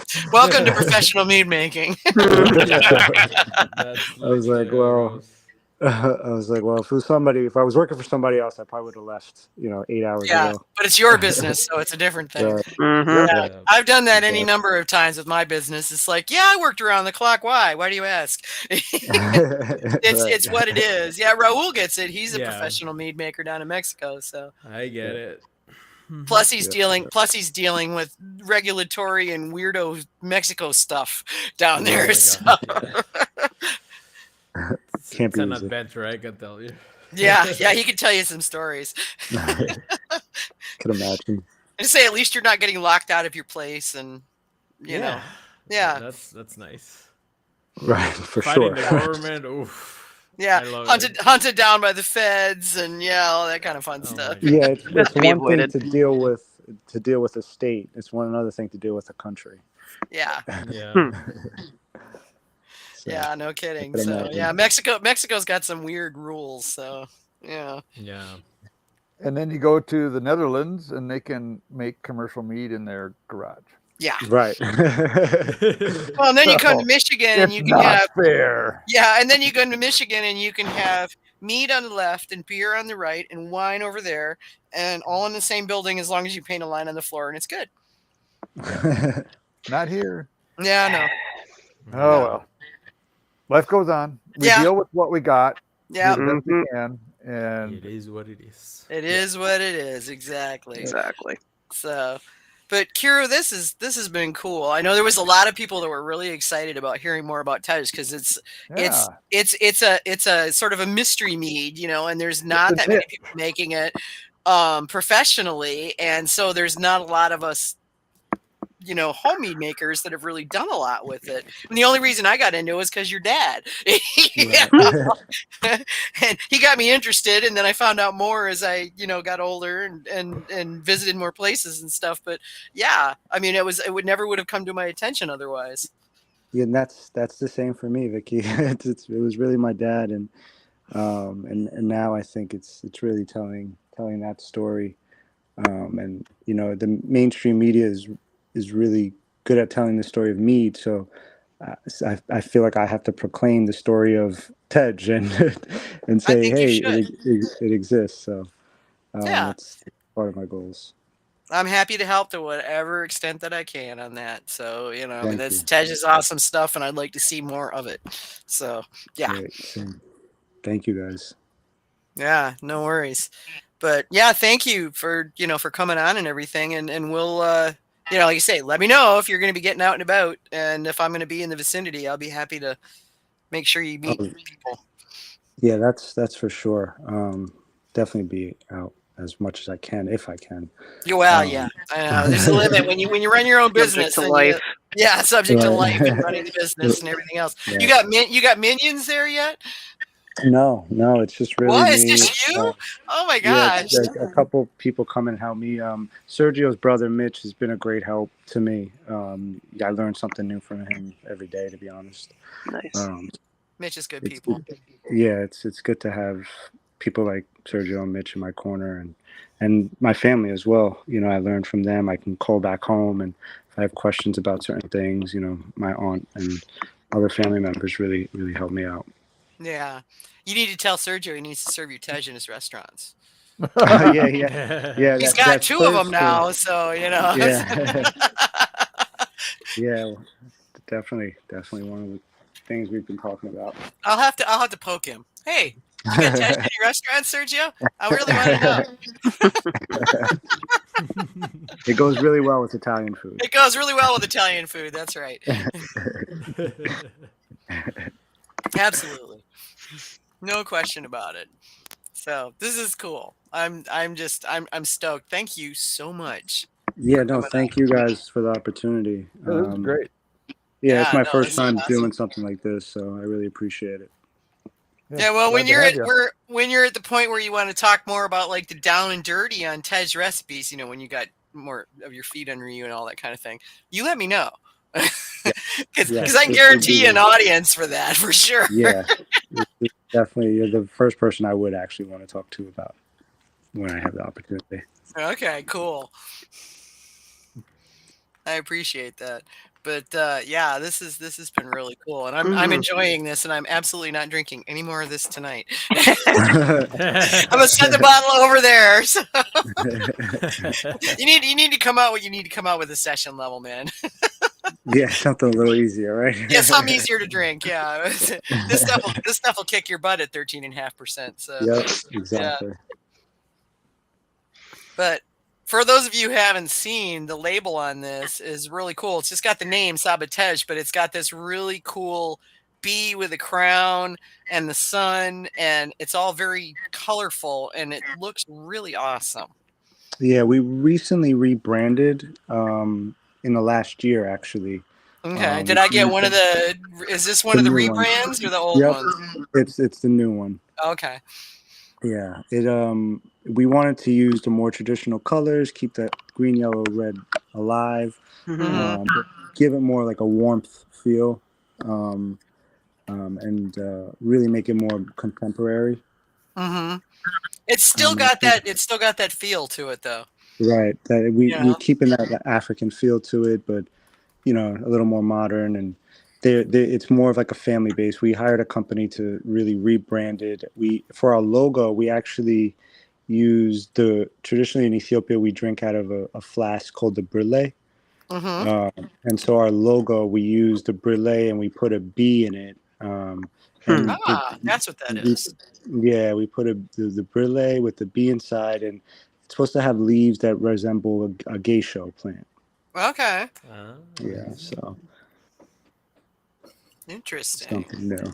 Yep. Yeah, I think it evokes Ethiopia perfectly. Oh, thank you. Yeah, appreciate that. The colors are spot on. So I mean, that's just, and I love the sun and the crown. It's pretty awesome. Thank you. Yeah, we used so Saba is traditionally the Queen of Sheba's name was Saba, so we kind of named it after Queen of Sheba. And then Aksum is one of the oldest civilizations known to mankind. So we named the one Tej after Aksum, Aksumite, which was the city. Okay. To give a little tradition to both SKUs. And then for the actual print that's on the label, the Aksum has the flower, which is supposed to resemble like a wildflower for the honey. And then the crown on the Saba is supposed to resemble, it's supposed to talk about Queen of Sheba, and then it's a blossom to resemble orange blossom. Okay. Yeah. I like it. The symbology is great. Thank you. Yeah, you did good. Your dad would be proud. Thank you. Appreciate that. Yeah. I know he's smiling from the great beyond at you, so. Thanks. That's the goal. Yeah. Well, I think he would be proud. Appreciate it. Yeah. Appreciate that. Yeah. At some point, I want to meet you in person. Yes, definitely. Hopefully at one of these upcoming events. Yes. We've got the year, so we'll figure it out. Yeah, it's a new year. Thank God. It is. Yeah, thank God. And don't anybody say I got this. Just don't. Right. Let's just go one day at a time. That's it. Yeah, that's my favorite saying. One day at a time. One day at a time. Yep, that's it. Every step is a step. So, but yeah, let's definitely plan on, getting together, but I will take and share your stuff. Either send extra bottles with your stuff to Valks or send them to me. It doesn't matter, whichever. And we'll make sure that they get spread around. We'll do. We'll do. Sounds good. Yeah, folks can get to try what a real Tej tastes like. So great. Yeah, that's all I'm looking for is the opportunity to have everyone taste it. Yeah, we can definitely do that. Not a problem. Great. Good deal. Well, thanks for joining us. Yeah, absolutely. Thank you guys for having me. I will email you, Vicky, with some more info. I'll definitely send over some links. And okay, cool. I'll get those posted up so folks can check them out. Great, and I'll get the package out tomorrow. Okay, awesome. Yeah, you got to do that for Valks because your deadline's Fridays. First thing on Thursday morning. Please definitely go to the post office. Yeah, don't forget. Yeah. All right, guys. Thanks so much. Yeah, you have a good one. Try not to work too hard tomorrow, Kiru. Good night. Have a good one. Take care. Thanks very much. Bye.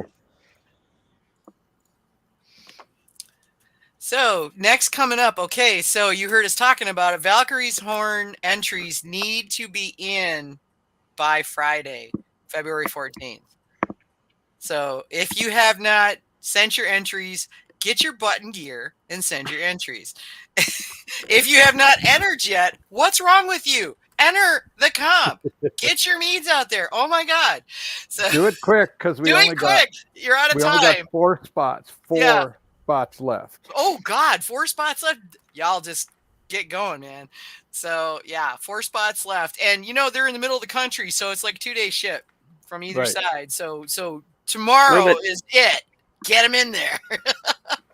We do have a little extra room in the commercial side, but the home side is almost completely full. Yeah. So yeah. And if you're a commercial meadery who hasn't entered yet, why haven't you entered yet? Go ahead and get on in there. I'd like to add too, for anyone who is thinking they might make the trip, whether you're local or, coming in from around the country, we do have a lot of stuff planned for everybody. We really take care of our volunteers. This year, they do. We have 2 meads made for our commemorative meads, which go out to the volunteers, both of which are featuring chocolate as part of their ingredient base. Yay. And in fact, one of them is using dark Miombo honey from Africa. Oh, fun. Yeah. So if you're a volunteer, you'll get a bottle. Awesome sauce. It's a great comp. And somewhere I got the hiccups. This is what happens when you drink 3/4 of a bottle of mead. Right. I don't know what I was thinking. I just kept pouring more, and I was like, "Oh wait." Well, you were thinking this tastes pretty good. I need something. Yeah, right. Yeah, that's exactly what I was doing. I was really like, and then I looked and easy. saw how little was left, and I was like, "Crap, this is gonna hurt." How about that? Yeah. Luckily, you don't have to drive. No, I do not have to drive, and tomorrow there won't be any driving because we're going to be getting blizzed out. So, yeah. Mm-hmm.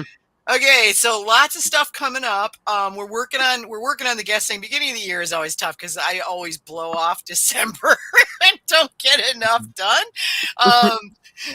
But we're working on getting the guest thing up and being able to tell you guys that ahead of time. And I'm going to start putting that up on the events thing on the Got Mead Facebook page.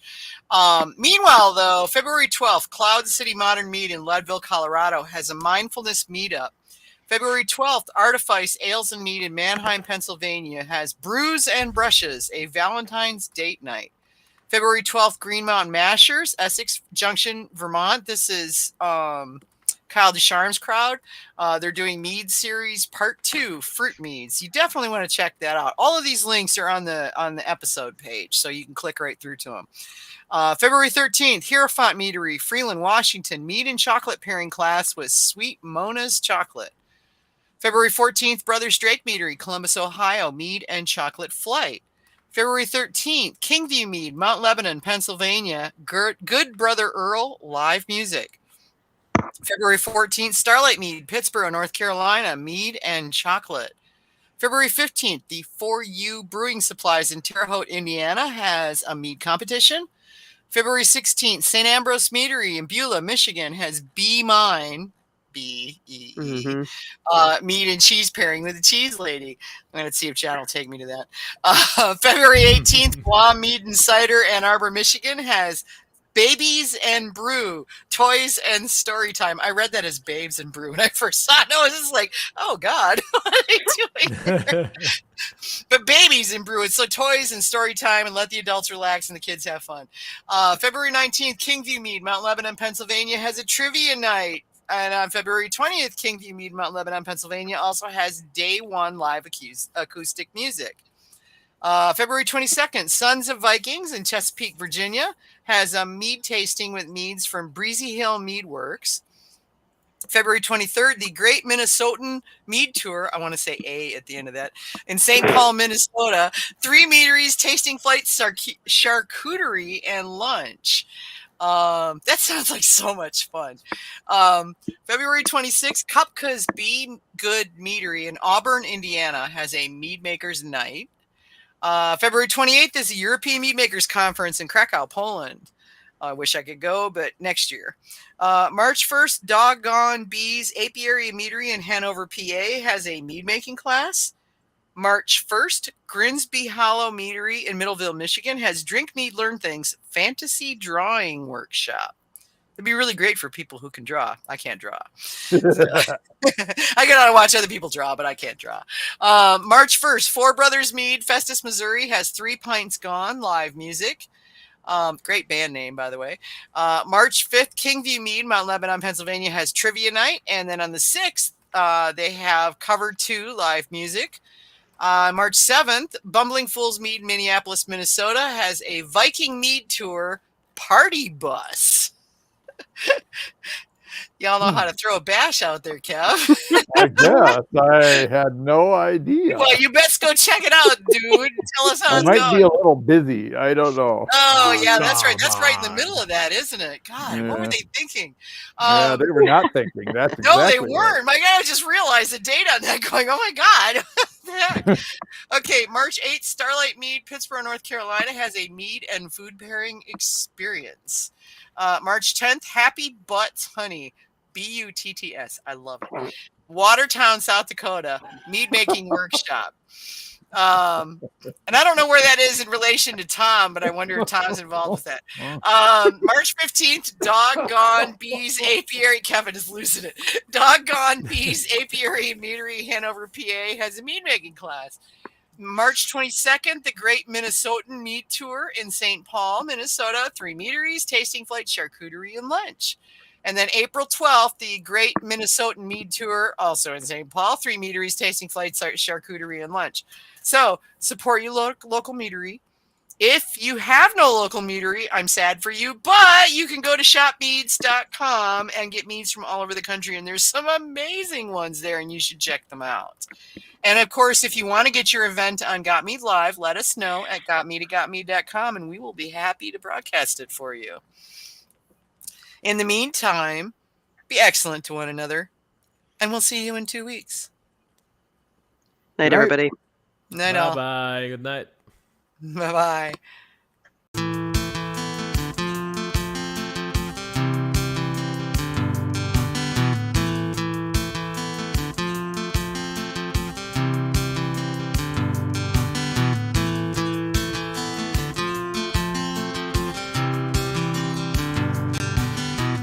Broadcasting live from Youngville, North Carolina and Ontario, Canada.